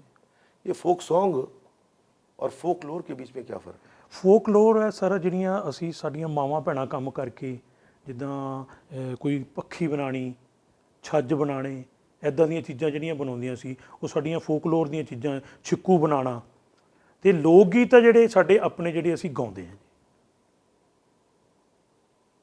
जी। हाँ जी सर। और आप ने जो अब मुझे कहते हुए थोड़ी सी परेशानी भी हो रही है, हाँ जी, लेकिन आपके लिए नहीं, क्योंकि आपने एक जो आपके अंदर कमी कहनी चाहिए या क्या क्या कहना चाहिए उसको अपना एक आपने वरदान बना लिया। ठीक है जी। एक शब्द आजकल हमारे प्रधानमंत्री जी ने दिया है, उसका नाम है दिव्यांग। बिल्कुल जी, बिल्कुल। तो आप एक दिव्यांग हैं बिल्कुल जी। और दिव्यांग होते हुए भी आपने स्टेज के ऊपर आना एक बहुत बड़ा काम किया है। तो बचपन में क्या कभी आपको ऐसा महसूस हुआ कि मैं ऐसा क्यों हूँ? ਸਰ ਜਦ ਮੈਂ ਪੜ੍ਹਦਾ ਸੀਗਾ ਜੀ जी ਤਾਂ ਉਦੋਂ ਇੱਕ ਉਹ ਛੋਟੇ ਛੋਟੇ ਮੂਵੀ ਕੈਮਰੇ ਹੁੰਦੇ ਸੀਗੇ, ਉਹ ਕਿਸੇ ਵਿਆਹ ਤੇ ਮੈਂ ਗਿਆ, ਮੈਂ ਨੱਚਿਆ। ਨੱਚਣ ਤੋਂ ਬਾਅਦ ਜਦ ਮੈਂ ਮੂਵੀ ਦੇਖੀ ਤਾਂ ਮੈਨੂੰ ਪਤਾ ਲੱਗਿਆ ਕਿ ਮੈਂ ਇਹੋ ਜਿਹਾ, ਕਿਉਂਕਿ ਉਸ ਤੋਂ ਪਹਿਲਾਂ ਮੈਨੂੰ ਪਤਾ ਨਹੀਂ ਸੀ। ਮੈਂ ਲਗਭਗ 10ਵੀਂ ਤੱਕ ਮੁੜ ਕੇ ਮੈਂ ਮੂਵੀ ਨਹੀਂ ਦੇਖੀ ਜੀ ਕਦੇ, ਆਪਣੀ ਵੀਡੀਓ ਕਦੇ ਨਹੀਂ ਚੈੱਕ ਕੀਤੀ। ਉਸ ਤੋਂ ਬਾਅਦ ITI ਕੀਤੀ, ITI ਤੋਂ ਬਾਅਦ ਚੰਡੀਗੜ੍ਹ ਆਇਆ। ਚੰਡੀਗੜ੍ਹ ਆ ਕੇ ਮੈਨੂੰ ਇਹ ਲੱਗਿਆ ਵੀ ਜਿਹੜੀ ਮੇਰੀ ਡਿਸੇਬਿਲਿਟੀ ਹੈ ਇਹ ਮੈਨੂੰ ਕਿਸੇ ਚੀਜ਼ ਤੋਂ ਰੋਕ ਰਹੀ ਹੈ, ਤਾਂ ਇਸ ਰੋਕ ਨੂੰ ਹਟਾ ਕੇ ਕਿਉਂ ਨਾ ਕੋਈ ਇਹੋ ਜਿਹੀ ਫੀਲਡ ਮੈਂ ਚੁਣਾ ਜਿਹਦੇ ਵਿੱਚ ਕੋਈ ਹੈ ਹੀ ਨਹੀਂ। ਤਾਂ ਉਹ ਸਡਨਲੀ ਇੱਕ ਇਨਸੀਡੈਂਟ ਹੋਇਆ, ਉਹ ਮੈਂ ਤੁਹਾਨੂੰ ਦੱਸਣਾ ਚਾਹਾਂਗਾ ਜੀ। ਉਸ ਇਨਸੀਡੈਂਟ ਦੇ ਕਰਕੇ ਮੈਂ ਇਸ ਫੋਕ ਡਾਂਸਿਸ ਨੂੰ ਜਾਂ ਲੋਕ ਨਾਚ ਨੂੰ ਮੈਨੂੰ ਅਪਣਾਉਣਾ ਪਿਆ। ਉਹ ਇਹ ਸੀਗਾ ਜੀ, ਕਲਾ ਭਵਨ ਦੇ ਵਿੱਚ ਇੱਕ ਟੀਮ ਪ੍ਰੈਕਟਿਸ ਕਰ ਰਹੀ ਸੀ ਲਗਭਗ ਪਿਛਲੇ 7-8 ਦਿਨਾਂ ਤੋਂ, ਅਤੇ ਉਹਨਾਂ ਨੂੰ ਮੈਂ ਜਾ ਕੇ ਦੇਖਦਾ ਰਹਿੰਦਾ ਸੀ। ਕਰਦੇ ਕਰਦੇ ਉਹਨਾਂ ਦਾ 15-20 ਦਿਨ ਰਿਹਰਸਲ ਤੋਂ ਬਾਅਦ ਉਹਨਾਂ ਦਾ ਟੈਗੋਰ ਥੀਏਟਰ ਦੇ ਵਿੱਚ, ਉਦੋਂ ਪੁਰਾਣਾ ਟੈਗੋਰ ਥੀਏਟਰ ਹੁੰਦਾ ਸੀ ਬਹੁਤ ਵਧੀਆ, ਉਹ ਟੈਗੋਰ ਥੀਏਟਰ ਦੇ ਵਿੱਚ ਉਹਨਾਂ ਦੀ ਪਰਫਾਰਮੈਂਸ ਸੀ। ਮੈਂ ਉਹਨਾਂ ਦੇ ਨਾਲ ਚਲਾ ਗਿਆ 2 ਵਜੇ। ਉਹਨਾਂ ਨੇ ਡਰੈਸਅਪ ਵਗੈਰਾ ਕੀਤਾ ਲਗਭਗ 4 ਵਜੇ, ਅਤੇ ਉਹ ਸਾਰੇ ਜਣੇ ਨਾ ਮਾਯੂਸ ਜਿਹੇ ਹੋਏ। ਮੈਂ ਕਿਹਾ ਜੀ ਕੀ ਗੱਲ ਹੋ ਗਈ? ਉਹ ਕਹਿੰਦੇ ਜੀ ਸਾਡਾ ਇੱਕ ਬੰਦੇ ਦਾ ਐਕਸੀਡੈਂਟ ਹੋ ਗਿਆ। ਮੈਂ ਉਹਨਾਂ ਨੂੰ ਰਿਕੁਐਸਟ ਕੀਤੀ, ਮੈਂ ਕਿਹਾ ਜੀ ਜੋ ਤੁਸੀਂ ਕਰਦੇ ਹੋ ਮੈਨੂੰ ਸਾਰਾ ਆਉਂਦਾ, ਸਿਰਫ 2 ਸਟੈਪ ਕੱਟ ਦਿਓ। ਉਹ ਪਹਿਲਾਂ ਤਾਂ ਮੇਰੀ ਬੋਡੀ ਦੇਖ ਕੇ ਹੱਸੇ ਮੇਰੇ 'ਤੇ, ਲੇਕਿਨ ਫਿਰ ਉਹਨਾਂ ਨੇ ਹਿੰਮਤ ਕਰਕੇ ਮੈਨੂੰ ਕਿਹਾ ਵੀ ਸਾਡੇ ਨਾਲ ਰਿਹਰਸਲ ਕਰਕੇ ਦਿਖਾ। ਉਹ ਜਦੋਂ ਰਿਹਰਸਲ ਕੀਤੀ ਉਹਨਾਂ ਨੂੰ ਲੱਗਿਆ ਨਹੀਂ ਯਾਰ ਕਿ ਕੋਈ ਪ੍ਰੋਬਲਮ ਹੀ ਨਹੀਂ ਹੈ। ਉਹਨਾਂ ਨੇ ਮੇਰੇ ਡਰੈਸ ਪਾਈ, ਸਭ ਕੁਝ ਕੀਤਾ। ਮਤਲਬ ਮੈਨੂੰ ਇਸ ਗੱਲ ਦੀ ਖੁਸ਼ੀ ਸੀ ਅੱਜ ਮੈਂ ਉਹ ਚੀਜ਼ ਪਰਫਾਰਮ ਕਰਨ ਚੱਲਿਆ ਜਿਹੜੀ ਮੈਂ ਕਦੇ ਸੋਚ ਨਹੀਂ ਸਕਦਾ ਸੀ। जी जी ਅਤੇ ਕਰ ਵੀ ਰਿਹਾ ਨੋਰਮਲ ਬੰਦਿਆਂ ਨਾਲ। ਲੇਕਿਨ ਉਹ ਸਡਨਲੀ ਕੀ ਹੋਇਆ, 7 ਵਜੇ ਉਹ ਮੁੰਡਾ ਆ ਗਿਆ। ਉਹ ਮੁੰਡਾ ਆ ਕੇ ਮੇਰੇ ਨਾਲ ਬਹਿਸ ਕਰਨ ਲੱਗ ਗਿਆ। ਮੈਨੂੰ ਕਹਿੰਦਾ ਜੀ ਤੁਸੀਂ ਡਰੈਸ ਉਤਾਰੋ। ਮੈਂ ਕਿਹਾ ਭਾਜੀ ਗੱਲ ਇੱਦਾਂ ਵੀ ਤੁਹਾਨੂੰ ਤਾਂ ਮੌਕਾ ਮਿਲਦਾ ਰਹਿਣਾ, ਮੈਨੂੰ ਪਹਿਲੀ ਵਾਰੀ ਮੌਕਾ ਮਿਲਿਆ, ਮੈਨੂੰ ਕਰ ਲੈਣ ਦਿਓ। ਨਹੀਂ ਹਟਿਆ। ਉਹਨੇ ਫਿਰ ਇੱਕ ਵਰਡਿੰਗ ਬੋਲੀ, ਉਹ ਕਹਿੰਦਾ ਵੀ ਭੰਗੜਾ ਕਰਨਾ ਲੂਲੇ ਅਤੇ ਲੰਗੜਿਆਂ ਦਾ ਕੰਮ ਨਹੀਂ ਹੈ। ਮੈਂ ਉਸੇ ਵੇਲੇ ਵਿਦ ਰਿਸਪੈਕਟ ਸਾਰੀ ਡਰੈਸ ਉਹਨੂੰ ਹੈਂਡਓਵਰ ਕੀਤੀ, ਲੇਕਿਨ ਉਹਨੂੰ ਚੈਲੰਜ ਕੀਤਾ। ਮੈਂ ਕਿਹਾ ਇਸੇ ਗੱਲ 'ਤੇ ਰਿਓ, ਤੁਹਾਨੂੰ ਇਹੋ ਜਿਹੀ ਟੀਮ ਬਣਾ ਕੇ ਦਿਖਾਊਂਗਾ ਜਿਹੜੀ ਦੁਨੀਆ ਖੜ ਖੜ ਕੇ ਵੇਖੇਗੀ। क्या बात। ਔਰ ਉਸ ਤੋਂ ਬਾਅਦ ਸਰਦਾਰ ਪਿਆਰਾ ਸਿੰਘ ਰਾਹੀ ਜੀ, ਰਮੇਸ਼ ਠਾਕੁਰ ਜੀ ਅਤੇ ਜਗਦੀਸ਼ ਸਿੰਘ ਜੀ, ਅਤੇ ਚੌਥਾ ਮੈਂ, ਅਸੀਂ 4 ਜਣਿਆਂ ਨੇ ਇੱਕ ਬੰਦ ਕਮਰੇ ਦੇ ਅੰਦਰ 1 ਮਹੀਨਾ ਰਿਹਰਸਲ ਕੀਤੀ। ਸਰਦਾਰ ਮਲਕੀਤ ਸਿੰਘ ਜੀ ਦਾ ਗਾਣਾ ਹੈ, ਜਰਾ ਢੋਲੀਆ ਢੋਲ ਉੱਤੇ ਡਗਾ ਲਾਈ ਓਏ, ਹੱਥ ਰੱਖ ਕੰਨ ਉੱਤੇ ਬੋਲੀ ਤੂੰ ਤਾਂ ਪਾਈ ਓਏ। ਉਸ ਗਾਣੇ 'ਤੇ ਰਿਹਰਸਲ ਕਰਨ ਤੋਂ ਬਾਅਦ ਸਾਨੂੰ ਇਹ ਲੱਗਿਆ ਵੀ ਚੱਲ ਪਏ ਅਸੀਂ। ਤਾਂ ਕੁਦਰਤੀ ਸੈਨਿਕ ਸਕੂਲ ਕਪੂਰਥਲਾ ਦੇ ਵਿੱਚ ਇੱਕ ਬਹੁਤ ਵੱਡਾ ਫੰਕਸ਼ਨ ਹੋਇਆ ਡਿਸੇਬਲਸ ਦਾ, ਤਾਂ ਉਹਨਾਂ ਨੇ ਸਾਨੂੰ ਪਤਾ ਨਹੀਂ ਕਿੱਥੋਂ ਟਰੇਸ ਕਰ ਲਿਆ, ਉਹਨਾਂ ਨੇ ਸਾਨੂੰ ਇਨਵਾਈਟ ਕੀਤਾ। ਮੈਂ ਮੁੰਡਿਆਂ ਨੂੰ ਕਿਹਾ, ਮੈਂ ਕਿਹਾ ਯਾਰ ਵੀ ਆਪਾਂ ਨੂੰ ਪਲੇਟਫਾਰਮ ਮਿਲ ਗਿਆ ਵੀ ਕਿਉਂ ਨਾ ਆਪਾਂ ਢੋਲ 'ਤੇ ਕਰੀਏ। ਅਸੀਂ ਜਿੰਨੇ ਕੁ ਜੋਗੇ ਸੀ ਅਸੀਂ ਉਹ 4 ਜਣਿਆਂ ਨੇ ਭੰਗੜਾ ਤਿਆਰ ਕੀਤਾ, ਅਤੇ ਸੈਨਿਕ ਸਕੂਲ ਦੀ ਉਸ ਸਟੇਜ ਦੇ ਉੱਤੇ ਪਹਿਲੀ ਵਾਰੀ ਲਗਭਗ 250-300 ਬੰਦਾ ਉਸ ਹਾਲ 'ਚ ਬੈਠਾ ਸੀ, ਅਤੇ ਅਸੀਂ ਪਰਫਾਰਮ ਕਰਕੇ ਸਟੇਜ ਤੋਂ ਥੱਲੇ ਚਲੇ ਗਏ। ਲੇਕਿਨ ਜਿਹੜੀ ਉੱਥੇ ਘਟਨਾ ਹੋਈ ਉਹਨੇ ਸਾਡੀ ਲਾਈਫ ਬਦਲਤੀ ਜੀ। ਕਿਸੇ ਬੰਦੇ ਨੇ ਉੱਥੇ ਚੱਦਰ ਵਿਛਾਤੀ, ਚੱਦਰ ਦੇ ਉੱਤੇ ਸਾਰੇ ਹਾਲ ਨੇ, ਕਿਸੇ ਨੇ 2 ਰੁਪਈਏ, ਕਿਸੇ ਨੇ 10 ਰੁਪਈਏ, ਕਿਸੇ ਨੇ 50 ਰੁਪਈਏ, ਸਾਨੂੰ 1600 ਰੁਪਈਆ ਉਸ ਟਾਈਮ ਉੱਥੇ ਸਾਨੂੰ ਗਿਫਟ ਮਿਲਿਆ। ਫਿਰ ਅਸੀਂ ਸੋਚ ਲਿਆ ਕਿ ਇਹ 1600 ਨਹੀਂ ਹੈ, ਇਹ 16 ਲੱਖ ਹੈ, ਇਹ ਸਾਰੀ ਉਮਰ ਦੀ ਸਾਡੀ ਕਮਾਈ ਹੈ, ਅਤੇ ਹੁਣ ਪਿੱਛੇ ਨਹੀਂ ਜਾਣਾ। ਉਸੇ ਭੰਗੜੇ ਨੂੰ ਅਸੀਂ ਪੂਰਾ ਅੱਗੇ ਲੈ ਕੇ ਗਏ, ਨੈਸ਼ਨਲ ਇੰਟਰਨੈਸ਼ਨਲ ਲੈਵਲ ਤੱਕ ਪਰਫਾਰਮ ਕੀਤਾ। ਲਗਭਗ ਇਸ ਟਾਈਮ ਅਸੀਂ 22 ਜਣੇ ਆ ਜਿਹੜੇ ਕਿ ਫਿਜ਼ੀਕਲੀ ਚੈਲੰਜ ਆ, ਲੇਕਿਨ ਅਸੀਂ फोक डांस करते हैं। ये जो 22 लोग हैं ये पूरे भारत से हैं या पंजाब से या कहाँ से हैं? ये सारे चंडीगढ़ के लोग ने जी। अच्छा। अलग अलग जगह तो शिफ्ट होकर चंडीगढ़ रोजी रोटी लिए आए हुए। और हैरानी की गल है जी, ਉਹਦੇ ਵਿੱਚੋਂ ਘੱਟੋ ਘੱਟ 9 ਜਣੇ ਅਬਵ 50 ਆ ਜੀ, ਅਸੀਂ ਅੱਜ ਵੀ ਪਰਫਾਰਮ ਕਰ ਰਹੇ ਹਾਂ, ਪਲੱਸ ਲਗਭਗ 12-15 ਜਣੇ ਅਸੀਂ ਪੰਜਾਬ ਗੌਰਮੈਂਟ ਤੇ ਹਰਿਆਣਾ ਗੌਰਮੈਂਟ ਜਾਂ ਚੰਡੀਗੜ੍ਹ ਗੌਰਮੈਂਟ ਦੇ ਵੈਲ ਸੈਟਲਡ ਐਮਪਲਾਈ ਹਾਂ। एम्प्लॉई है। हाँ जी। जहाँ तक मुझे याद है, पिछले वर्ष आप पंजाब में भी कहीं कुछ बच्चों को 200-250 बच्चों को सिखाने गए थे, और कोई महिला थी जो दिव्यांग थी। बिल्कुल जी। वो क्या था, वो पंजाब में कैसा चल रहा है, क्या है वो? ਉਹ ਸਰ ਹੁਸ਼ਿਆਰਪੁਰ ਦੇ ਵਿੱਚ ਇੱਕ ਸੰਸਥਾ ਹੈ ਜੀ ਫਿਜ਼ੀਕਲੀ ਚੈਲੰਜ ਦੀ। ਉਹ ਬੀਬਾ ਜੀ ਜਿਹੜੇ ਨੇ ਉਹ ਵੀਲ ਚੇਅਰ ਤੇ ਨੇ, ਬੜੇ ਹਿੰਮਤੀ ਨੇ ਉਹਨਾਂ ਨੇ ਇੱਕ ਸਾਰੇ ਪੰਜਾਬ ਦੇ ਜਿੰਨੇ ਵੀ ਆਰਟਿਸਟ ਜਿਹੜੇ ਭਾਵੇਂ ਉਹ ਸਿੰਗਿੰਗ ਕਰਦਾ ਸੀ ਜਾਂ ਕੋਈ ਵੀ, ਉਹਨਾਂ ਨੇ ਇੱਕ ਬੜਾ ਵਧੀਆ ਫੰਕਸ਼ਨ ਕਰਵਾਇਆ ਸੀ ਉੱਥੇ। ਤੇ ਅਸੀਂ ਉਸ ਵੇਲੇ ਧੰਨਵਾਦੀ ਹੋਏ ਸੀ ਨੌਰਜਨ ਕਲਚਰ ਸੈਂਟਰ ਦੇ। ਨੌਰਜਨ ਕਲਚਰ ਸੈਂਟਰ ਨੇ ਸਾਨੂੰ ਉੱਥੇ ਭੇਜਿਆ ਸੀ। ਉੱਥੇ ਅਸੀਂ ਗਏ ਤਾਂ ਸੀਗੇ ਇਸ ਪਰਪਸ ਲਈ ਵੀ ਅਸੀਂ ਉੱਥੇ ਭੰਗੜਾ ਕਰਨਾ ਹੈ, ਲੇਕਿਨ ਉੱਥੇ ਜਿੰਨੇ ਵੀ ਸਾਡੇ ਨਾਲ ਜਿਹੜੇ ਦਰਸ਼ਕ ਸੀਗੇ ਉਹ ਸਾਡੇ ਭੈਣ ਭਰਾ ਸੀਗੇ, ਸਾਡੇ ਵਰਗੇ ਸੀਗੇ। ਜਿਸ ਵੇਲੇ ਅਸੀਂ ਉੱਥੇ ਸਟੇਜ ਤੋਂ ਪਰਫਾਰਮ ਕੀਤਾ ਤਾਂ ਪਰਫਾਰਮ ਕਰਨ ਤੋਂ ਬਾਅਦ ਜਿੰਨੇ ਵੀ ਉੱਥੇ ਲੋਕ ਸੀਗੇ, ਜਿੰਨੇ ਵੀ ਉੱਥੇ ਫਿਜ਼ੀਕਲੀ ਚੈਲੰਜ ਲੋਕ ਸੀਗੇ, ਉਹ ਇੰਨੇ ਜ਼ਿਆਦਾ ਇੰਸਪਾਇਰ ਹੋਏ ਕਿ ਕਈ ਜਿਹੜੇ ਸਿੰਗਿੰਗ ਵਾਲੇ ਵੀ ਸੀਗੇ ਉਹ ਵੀ ਕਹਿਣ ਲੱਗੇ ਕਿ ਸਾਨੂੰ ਯਾਰ ਭੰਗੜਾ ਸਿਖਾਓ, ਅਸੀਂ ਭੰਗੜਾ ਸਿੱਖਣਾ। बहुत ਵੱਡੀ ਗੱਲ ਹੈ, ਬਹੁਤ ਵੱਡੀ ਗੱਲ ਸੀਗੀ, ਬਹੁਤ ਬਿਲकुल सर। आपने बाहर कहाँ कहाँ की यात्रा की है? सर विदेश आप कई बार गए हैं? हाँ जी सर। नेपाल का तो मुझे ध्यान पड़ता है। हाँ जी सर। ਅਸੀਂ ਲਗਭਗ 5 ਵਾਰੀ ਇੰਟਰਨੈਸ਼ਨਲ ਟੂਰ ਲਾਏ ਨੇ ਜੀ। 2 ਵਾਰੀ ਅਸੀਂ ਜਿਹੜਾ ਅਮਰੀਕਾ ਗਏ ਸਾਡੀ ਜਿਹੜੀ ਫਿਜ਼ੀਕਲੀ ਚੈਲੰਜ ਟੀਮ ਦੇ ਨਾਲ। ਉਹ ਉਦੋਂ ਦਾ ਉਸ ਯੁੱਗ ਸੀਗਾ ਜਦੋਂ 97 ਤੇ 98, ਉਦੋਂ ਸਾਡੀ ਇੰਨਾ ਜ਼ਿਆਦਾ ਚੜ੍ਹਾਈ ਨਹੀਂ ਸੀ, ਪਰ ਫਿਰ ਵੀ ਸਾਨੂੰ ਇੰਟਰਨੈਸ਼ਨਲ ਮੌਕਾ ਮਿਲਿਆ। ਉਸ ਤੋਂ ਬਾਅਦ 2 ਟੂਰ ਅਸੀਂ ICCR ਦੇ ਵੱਲੋਂ, ਇੱਕ ਟੂਰ ਥਾਈਲੈਂਡ ਦਾ ਤੇ ਭੂਟਾਨ ਦਾ। ਉਹ ਜਿਹੜੇ ਬੱਚਿਆਂ ਨੂੰ ਅਸੀਂ ਟ੍ਰੇਨ ਕਰਦੇ ਹਾਂ, ਉਹਨਾਂ ਬੱਚਿਆਂ ਦੀ ਬਦੌਲਤ ਮੈਨੂੰ ਜਿਹੜੀ ਵਾਹਵਾ ਮਿਲੀ ਹੈ, ਅਸੀਂ ਉਹਨਾਂ ਬੱਚਿਆਂ ਨੂੰ ਲੈ ਕੇ ਗਏ ਸੀ। ਤੇ ਪਿਛਲੇ ਸਾਲ ਹੀ 2019 ਦੇ ਵਿੱਚ ਅਸੀਂ north zone culture centre, ministry of culture ਦੇ ਸਹਿਯੋਗ ਦੇ ਨਾਲ, ਆਪ ਜੀ ਦੇ ਸਹਿਯੋਗ ਦੇ ਨਾਲ ਨੇਪਾਲ ਅਸੀਂ ਇੰਟਰਨੈਸ਼ਨਲ ਟੂਰ ਲਾ ਕੇ ਆਏ ਹਾਂ। ਔਰ ਉੱਥੇ ਸਾਨੂੰ ਜਿਹੜੀ ਸਭ ਤੋਂ ਵੱਡੀ ਵਾਹਵਾ ਮਿਲੀ, ਜਿਹੜਾ ਸਾਨੂੰ ਉਹ ਜਿਸ ਵੇਲੇ ਅਸੀਂ ਪਰਫਾਰਮ ਕਰਨ ਲਈ ਗਏ ਤਾਂ ਸਾਨੂੰ ਕਹਿੰਦੇ ਜੀ ਸੀੜੀਆਂ ਦਿਓ। ਅਸੀਂ ਕਿਹਾ ਜੀ ਸਾਡੇ ਕੋਲ ਤਾਂ ਸੀੜੀ ਕੋਈ ਨਹੀਂ ਹੈ, ਸਾਨੂੰ ਤਾਂ ਘੱਟੋ ਘੱਟ 12-15 ਮਾਈਕ ਚਾਹੀਦੇ ਆ। ਉਹ ਇਸ ਗੱਲ ਤੋਂ ਹੈਰਾਨ ਹੋ ਗਏ ਵੀ ਪੰਜਾਬ ਦੇ ਵਿੱਚ, ਪੰਜਾਬ ਦੇ ਤੁਸੀਂ 2.5 ਘੰਟੇ ਦਾ ਪ੍ਰੋਗਰਾਮ ਕਿੱਦਾਂ ਕਰੋਗੇ? ਤੇ ਤੁਸੀਂ ਸਰ ਹੈਰਾਨ ਹੋਵੋਗੇ, ਅਸੀਂ ਜਿਹੜਾ ਸਾਡਾ ਪਹਿਲਾ ਪ੍ਰੋਗਰਾਮ ਕਾਠਮੰਡੂ ਦੇ ਵਿੱਚ ਸੀਗਾ, ਲਗਭਗ 1000 ਦੀ ਆਡੀਅנס ਦੇ ਅੱਗੇ ਅਸੀਂ ਨੱਚੇ ਉੱਥੇ। ਤਾਂ ਉਹ ਪ੍ਰੋਗਰਾਮ ਉਹਨਾਂ ਨੇ ਸਾਨੂੰ ਪੌਣੇ 3 ਘੰਟੇ ਦੇ ਬਾਅਦ ਉਹਨਾਂ ਨੇ ਖੁਦ ਰੋਕਿਆ ਵੀ ਬਾਬਾ ਕਿੰਨੇ ਕੁ ਡਾਂਸ ਲੈ ਕੇ ਆਏ ਹੋ ਤੁਸੀਂ। ਪਰ ਉਹ ਖੁਸ਼ ਸੀਗੇ ਇਸ ਗੱਲ ਤੋਂ ਵੀ ਤੁਸੀਂ ਜਿਹੜਾ ओरिजिनल ਜਿਹੜਾ फोक ਜਿਹੜੇ डांसेस है वो ਇੱਥੇ पेश ਕੀਤੇ। अरे वाह, तो आपने हमारा ही मान आगे बढ़ाया। बिल्कुल सर, आप जी का आशीर्वाद है जी।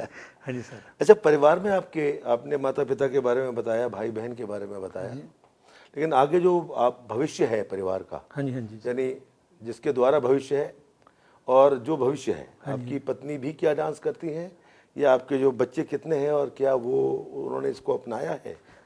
ਮੇਰੀ ਜਿਹੜੀ ਧਰਮ ਪਤਨੀ ਹੈ ਜੀ ਪੁਸ਼ਪਾ ਰਾਣੀ ਜੀ ਹੈ।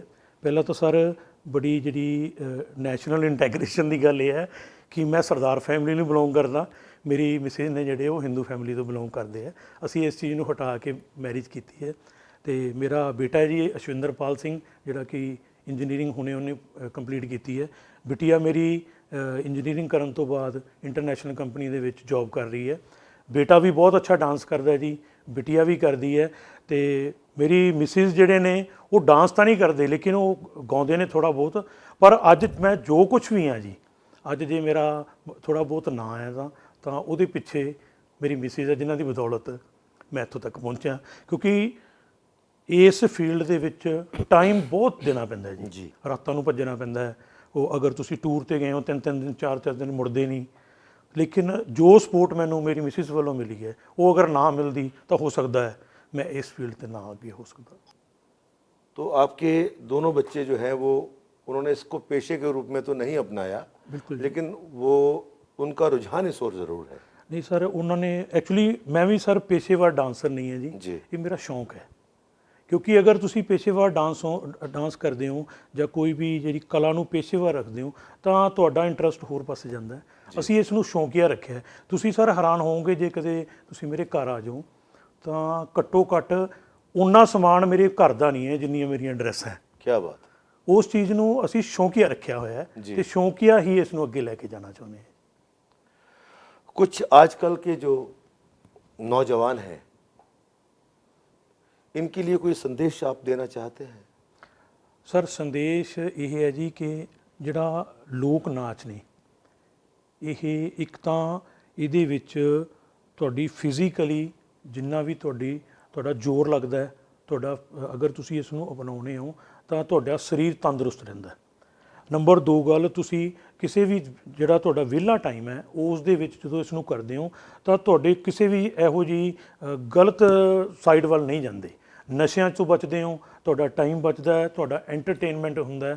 ਪਲੱਸ ਜਿਹੜਾ ਸਭ ਤੋਂ ਵੱਡਾ ਇਹਦਾ ਫਾਇਦਾ ਇਹ ਹੈ ਕਿ ਅਗਰ ਤੁਸੀਂ ਇਸ ਨੂੰ ਅਪਣਾਉਂਦੇ ਹੋ ਤਾਂ ਫਾਈਨੈਂਸ਼ਲੀ ਵੀ ਤੁਸੀਂ ਇਸ ਤੋਂ ਫਾਇਦਾ ਲੈ ਸਕਦੇ ਹੋ। जी, आपको लगता है कि भविष्य में हमारी जो पंजाब की कला है, इसका भविष्य उज्जवल है? ਸਰ ਜਿਹੜਾ ਫੋਕਲੋਅਰ ਹੈ ਜੀ, ਇਹ ਕਦੇ ਮਰਦਾ ਨਹੀਂ ਹੈ ਜੀ। जी ਟਾਈਮ ਪਾ ਕੇ ਥੋੜਾ ਚੇਂਜਸ ਹੁੰਦੀ ਰਹਿੰਦੀ ਹੈ। ਉਹ ਚੇਂਜਸ ਦਾ ਕੁਝ ਕਾਰਨ ਇਹ ਹੈ ਕਿ ਜਿਹੜੇ ਸਾਡੇ ਪੰਜਾਬੀ ਭਰਾ ਨੇ, ਵੀਰ ਨੇ, ਉਹ ਵਿਦੇਸ਼ਾਂ 'ਚ ਜਾ ਕੇ ਵਸ ਗਏ। ਵਿਦੇਸ਼ਾਂ ਤੋਂ ਜਾ ਕੇ ਉਹਨਾਂ ਕੋਲ ਫਾਈਨੈਂਸ਼ਲੀ ਬਹੁਤ ਸਟਰੋਂਗ ਨੇ, ਉਹਨਾਂ ਕੋਲ ਟਾਈਮ ਵੀ ਹੈ ਉੱਦਾਂ ਦਾ, ਪਲੱਸ ਉਹਨਾਂ ਕੋਲੇ ਉੱਥੇ ਖੁਰਾਕ ਅੱਛੀ ਹੈ, ਤਾਂ ਉਹਨਾਂ ਨੇ ਇਸ ਕਲਾ ਨੂੰ ਥੋੜ੍ਹਾ ਜਿਹਾ ਚੇਂਜ ਕਰਤਾ। ਉਹ ਜਿਹੜਾ ਕਲਾ ਦਾ ਚੇਂਜ ਹੋਇਆ ਰੂਪ ਹੈ ਉਹ ਸਾਡੇ ਤੇ ਭਾਰੂ ਹੋਇਆ ਹੈ।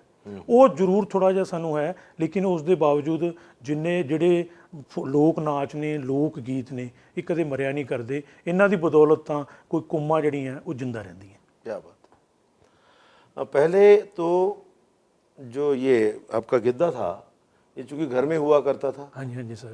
लेकिन अब कॉलेजेस में स्टेजीकरण इसका हो गया हाँ है, जी, स्टेज पे आना शुरू हो गया है, तो प्रदर्शन की चीज़ बन गई है, इसलिए भी शायद कुछ चेंजेस आए होंगे। हाँ जी, हाँ जी, तो घर में तो आदमी जैसे चाहे उसको कर लेता है, बिल्कुल बिल्कुल इतना ड्रेस का ध्यान होता ही नहीं है जो उसने पहने कपड़े। ठीक है सर। लेकिन चूंकि अब दर्शनीय हो गई है ये कला, तो इसलिए भी ड्रेसेस का ध्यान रखना, कॉम्बिनेशंस का ध्यान रखना। बिल्कुल सर, बिल्कुल। और जब स्टेज पे गा रहे हैं तो कंपटीशन में तो वोकल भी अच्छा होना चाहिए, माइक भी अच्छा होना चाहिए। बिल्कुल सर। तो ये सारी चीज़ें कुछ चेंजेस का कारण नहीं बनी? ਨਹੀਂ ਸਰ, ਉਹਦਾ ਜਿਹੜਾ ਅਸਲੀ ਫੋਕਲੋਅਰ ਹੈ ਉਹ ਅੱਜ ਵੀ ਜਿਉਂਦਾ ਹੈ। ਜਦੋਂ ਤੁਸੀਂ ਦੇਖਿਓ ਕਿਤੇ ਵਿਆਹ ਦੇ ਵਿੱਚ ਤੁਸੀਂ ਬੱਚਿਆਂ ਨੂੰ ਨੱਚਦੇ ਦੇਖੋਗੇ ਨਾ ਜੀ, ਜਦੋਂ ਉਹ ਢੋਲ ਦੀ ਬੀਟ ਤੇ ਜਾਂ ਗਾਣੇ ਦੀ ਬੀਟ 'ਤੇ ਨੱਚਣਗੇ, ਉਹ ਇੰਡੀਪੈਂਡੈਂਟਲੀ ਨੱਚਣਗੇ।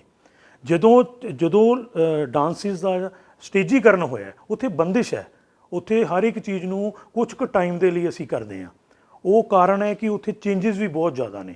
ਪਰ ਜਿਹੜਾ ਅਸਲੀ ਫੋਕਲੋਅਰ ਹੈ ਉਹ ਨਹੀਂ ਹੈ। ਅਸਲੀ ਫੋਕਲੋਰ ਤਾਂ ਜਿਹੜਾ ਹੈ ਉਹ ਜਦੋਂ ਤੁਸੀਂ ਇੰਡੀਪੈਂਡੈਂਟਲੀ ਘਰ ਦੇ ਵਿੱਚ ਵਿਆਹ ਵੇਲੇ ਨੱਚਦੇ ਹੋ ਜਾਂ ਕਿਸੇ ਖੁਸ਼ੀ ਦੀ ਟਾਈਮ ਦੇ ਵਿੱਚ ਨੱਚਦੇ ਹੋ, ਅਗਰ ਉਸ ਨੂੰ ਤੁਸੀਂ ਵਾਚ ਕਰੋਗੇ ਤਾਂ ਤੁਹਾਡੇ ਮਨ ਨੂੰ ਖੁਸ਼ੀ ਹੋਏਗੀ ਕਿ ਵਾਕਿਆ ਹੀ ਇਹ ਜਿਹੜਾ डांस है जिंदा है। तो आज बहुत आपसे अच्छा लगा आज मिलकर। और कोई ऐसा घटना या दुर्घटना जो आपके जीवन में घटी हो जिसने आपको बहुत दुखी किया हो या बहुत खुशी दी हो, ऐसी अगर कोई घटना है तो आप उसके बारे में बताएं। ਪਹਿਲਾਂ ਤਾਂ ਦੁਖੀ ਵਾਲੀ ਗੱਲ ਦੱਸਦਾ ਜੀ। ਮੈਂ ਲਾਈਫ ਦੇ ਵਿੱਚ ਬੜਾ ਸਿੰਪਲ ਜੀਵਨ ਜੀ ਹੋਇਆ ਜੀ। ਮੇਰੀ ਛੋਟੀ ਭੈਣ ਸੀ, ਉਸ ਨੂੰ ਅਸੀਂ ਵਿਆਹਿਆ, ਉਹ ਸਹੁਰੇ ਘਰ ਗਈ। ਸੇਮ ਡੇ ਮੇਰਾ ਪ੍ਰੋਗਰਾਮ ਸੀਗਾ। ਉਸੇ ਦਿਨ ਸਹੁਰਿਆਂ ਨੇ ਉਹਨੂੰ ਮਾਰਤਾ। अरे ਹਾਂਜੀ। ओहो, ਮੇਰੇ ਲਈ ਬੜੀ ਵੱਡੀ ਵਿਪਤਾ ਖੜੀ ਹੋ ਗਈ ਜੀ। ਕਿ ਮੈਂ ਉੱਧਰ ਜਾਵਾਂ ਕਿ ਉੱਧਰ। ਪਰ ਮੈਂ ਆਪਣੀ ਭੈਣ ਨੂੰ प्रोग्राम करके फिर चक्कन गया। ओहो, शो मस्ट गो ऑन। एक कलाकार के लिए जो एक बहुत बड़ी बात है, आप बिल्कुल निकाल दीजिए इस चीज़। जब आपने उस वक्त इतनी हिम्मत दिखाई है तो आज भी नहीं, ठीक है, ठीक। अपने आप को खुशी ਦੀ ਗੱਲ ਇਹ ਹੈ ਜੀ ਕਿ ਜਦੋਂ ਤੁਸੀਂ ਫੀਲਡ ਦੇ ਵਿੱਚ ਕੋਈ ਵੀ ਕੰਮ ਕਰਦੇ ਹੋ, ਉਹਦਾ ਇੱਕ ਪੀਕ ਆਉਂਦਾ ਜੀ। ਉਸ ਵੇਲੇ ਤੁਹਾਡਾ ਉਹ ਪੀਕ ਤੁਸੀਂ ਨਹੀਂ ਦੱਸਣਾ ਹੁੰਦਾ, ਲੋਕ ਦੱਸਦੇ ਹੈ ਜਾਂ ਤੁਹਾਡੇ ਸਟੂਡੈਂਟ ਦੱਸਦੇ ਹੈ। ਮੇਰੀ ਲਾਈਫ 'ਚ ਇੱਕ ਪੀਕ ਆਇਆ। ਮੇਰੇ ਸਹਿਯੋਗੀ ਨੇ ਸੁਖਦੇਵ ਸਿੰਘ ਜੀ, ਅਸੀਂ ਦੋਨਾਂ ਨੇ ਰਲ ਕੇ ਲਗਭਗ ਸਾਡੇ ਕੋਲ 5 ਕਾਲਜ ਸੀ। 2 ਕਾਲਜ, ਇੱਕ ਖੰਨੇ ਕੋਲ ਹੈ ਜੀ ਏਪੀਜੇ ਕਾਲਜ, ਪਲੱਸ ਇੱਕ ਹੈਗਾ ਮੰਜੀ ਸਾਹਿਬ ਕਾਲਜ ਹੈ। 2 ਕਾਲਜ ਉੱਥੇ ਸੀ, 3 ਕਾਲਜ ਚੰਡੀਗੜ੍ਹ ਦੇ। ਅਸੀਂ 5 ਦੀਆਂ 5 ਟੀਮਾਂ ਸਾਡੀਆਂ ਜੋਨਲ ਜਿੱਤੀਆਂ। ਆਹਾ ਜ਼ੋਨਲ ਤੋਂ ਬਾਅਦ ਅਸੀਂ ਇੰਟਰ ਜ਼ੋਨਲ ਉਹਨਾਂ ਟੀਮਾਂ ਨੂੰ ਲੈ ਕੇ ਗਏ। ਜੀ ਇੰਟਰ ਜ਼ੋਨਲ ਦੇ ਵਿੱਚ ਟੋਟਲ 12 ਟੀਮਾਂ ਸੀ, 12 ਚੋਂ 5 ਸਾਡੀਆਂ। ਔਰ ਤੁਸੀਂ ਸਰ ਹੈਰਾਨ ਹੋਵੋਗੇ, ਪਹਿਲਾਂ ਤਾਂ ਉਹ ਸਾਰੀਆਂ ਦੀਆਂ ਸਾਰੀਆਂ ਕੁੜੀਆਂ ਦੀਆਂ ਟੀਮਾਂ, ਧੀਆਂ ਰਾਣੀਆਂ ਦੀਆਂ ਟੀਮਾਂ। ਉਹਨਾਂ ਬੱਚਿਆਂ ਦੇ 10-10 ਬੱਚੇ ਸੀ, 50 ਡਰੈਸਾਂ ਬੜੀ ਮੁਸ਼ਕਲ ਅਰੇਂਜ ਕੀਤੀਆਂ ਸੀ। ਜੀ ਜੀ ਜੀ ਸਵੇਰੇ 4 ਵਜੇ ਉੱਠੇ 2 ਵਜੇ ਤੱਕ, ਕਿਉਂਕਿ ਇੱਕ ਟੀਮ ਨੂੰ 3 ਤੋਂ 4 ਘੰਟੇ ਲੱਗਦੇ ਜੀ ਤਿਆਰ ਹੋਣ ਤਿਆਰ ਕਰਨ ਚ ਯੈਸ। ਉਹਨਾਂ ਸਾਰਿਆਂ ਬੱਚਿਆਂ ਨੂੰ ਅਸੀਂ ਤਿਆਰ ਕੀਤਾ, ਨਾਲ ਬੱਚਿਆਂ ਨੂੰ ਨਾਲ ਲੈ ਕੇ। ਫਿਰ ਉਹਨਾਂ ਜਿਹੜਾ ਦੇਵ ਸਮਾਜ ਕਾਲਜ ਫਿਰੋਜ਼ਪੁਰ ਹੈ, ਉੱਥੇ ਇੰਟਰ ਜ਼ੋਨਲ ਹੋਇਆ। ਜਿਸ ਵੇਲੇ ਉਹ ਕੀ ਹੁੰਦਾ ਸੀ, ਇੱਕ ਟੀਮ ਉਤਰਦੀ ਸੀਗੀ, ਮਗਰ ਅਸੀਂ ਟੀਮ ਚੜ੍ਹਾਏ ਆਉਂਦੇ ਸੀ। ਫਿਰ ਇੱਕ ਟੀਮ ਹੋਰ ਨੱਚਦੀ ਸੀ, ਫਿਰ ਅਸੀਂ ਲੋਕੀ ਜਿੰਨੇ ਸਟੇਜ ਦੇ ਪਿੱਛੇ ਬੈਠੇ ਅੱਗੇ ਆਡੀਅנס ਦੇਖ ਰਹੀ ਸੀਗੀ। ਐਕਚੁਅਲੀ ਕੀ ਹੈ ਜੀ, ਇੱਕ ਛੋਟੀ ਜਿਹੀ ਗੱਲ ਦੱਸਦਾ, ਮੇਰਾ ਨਾਂ ਲੋਕਾਂ ਨੇ ਸੱਪ ਰੱਖਿਆ ਹੋਇਆ। ਓ ਮੇਰਾ ਨਾਂ ਹਰਿੰਦਰਪਾਲ ਸਿੰਘ ਹੈ, ਲੇਕਿਨ ਫੋਕਲੋਰ 'ਚ ਮੇਰਾ ਨਾਂ ਸੱਪ ਹੈ। ਉਹ ਲੋਕੀ ਕਹਿੰਦੇ ਸੀ ਯਾਰ ਸੱਪ ਫੇਰ ਆ ਗਿਆ, ਸੱਪ ਫੇਰ ਆ ਗਿਆ। ਚਲੋ ਉਹ 5 ਟੀਮਾਂ ਨੱਚ ਗਈਆਂ। ਖੁਸ਼ੀ ਉਸ ਟਾਈਮ ਹੋਈ ਜਦੋਂ ਰਿਜ਼ਲਟ ਆਇਆ ਤਾਂ 5 ਚੋਂ 3 ਟੀਮਾਂ ਨੇ ਉਸ ਦੇ ਵਿੱਚ ਸਾਡੀ ਜਿਹੜੀ ਵਿਨ ਕੀਤੀਆਂ। ਉਹ ਮੇਰੇ ਲਈ ਬੜੀ ਖੁਸ਼ੀ ਦੀ ਗੱਲ ਸੀ, ਕਿਉਂਕਿ ਮੈਨੂੰ ਇਹ ਲੱਗਦਾ ਸੀਗਾ ਕਿ ਅੱਜ ਮੈਂ ਜੋ ਮੈਂ ਕਰਨਾ ਚਾਹੁੰਦਾ ਸੀ ਨਾ, ਕਿ ਭਾਵੇਂ ਮੈਂ ਕਾਲਜਾਂ 'ਚ ਕਰ ਰਿਹਾ ਸੀ ਜਾਂ ਜਿੱਥੇ ਵੀ, 5 ਟੀਮਾਂ ਲਿਆ ਕੇ 3 ਟੀਮਾਂ ਜਿੱਤਣਾ, ਲਗਭਗ 60% ਤੁਸੀਂ ਵਿਨ ਕਰ ਗਏ ਹੋ। ਉਹ ਮੇਰੇ ਲਈ ਬੜੀ ਖੁਸ਼ੀ ਦੀ ਗੱਲ ਸੀ। क्या बात, ਥੈਂਕ ਯੂ ਸਰ। ਬਹੁਤ, ਕਿਉਂਕਿ ਸੱਪ ਇਸ ਕਰਕੇ ਹੀ ਕਹਿੰਦੇ ਸੀ ਉਹ ਥੈਂਕ ਯੂ ਸਰ ਜੀ। ਕਿ ਤੁਸੀਂ ਦੂਜਿਆਂ ਵਾਸਤੇ ਸੱਪ ਬਣ ਗਏ। ਨਹੀਂ ਨਹੀਂ, ਲੇਕਿਨ ਇੱਕ ਸੱਪ ਇੱਕ ਇੰਸਟਰੂਮੈਂਟ ਵੀ ਹੁੰਦਾ ਹੈ ਭੰਗੜੇ 'ਚ, ਹਾਂਜੀ ਹਾਂਜੀ, ਹੈ ਨਾ, ਗਿੜਦਾ ਕਹਿੰਦੇ ਜਿਹਨੂੰ। ਜਿਹਨੂੰ ਹਾਂਜੀ ਹਾਂਜੀ ਹਾਂਜੀ ਸਰ, ਗਿੜਦੇ ਨੂੰ ਕਹਿੰਦੇ ਜੀ। वो भी सप है, वो भी सप कहलाता है ना। बिल्कुल बिल्कुल बिल्कुल सर। तो बहुत अच्छा लगा आपसे मिलके आज, और भगवान से प्रार्थना है कि आप सदैव आपको लंबा जीवन दे, एक स्वस्थ जीवन दे, और इसी तरीके से आप लोक की सेवा करते रहें, बच्चों की सेवा करते रहें, नॉर्थ जोन कल्चर सेंटर की सेवा करते रहें, सरकार की सेवा करते रहें, और सबसे बड़ी बात अपने प्रांत की सेवा करते रहें। मैं सर लास्ट गल एक थोड़ी मैं टोकना, सॉरी जी।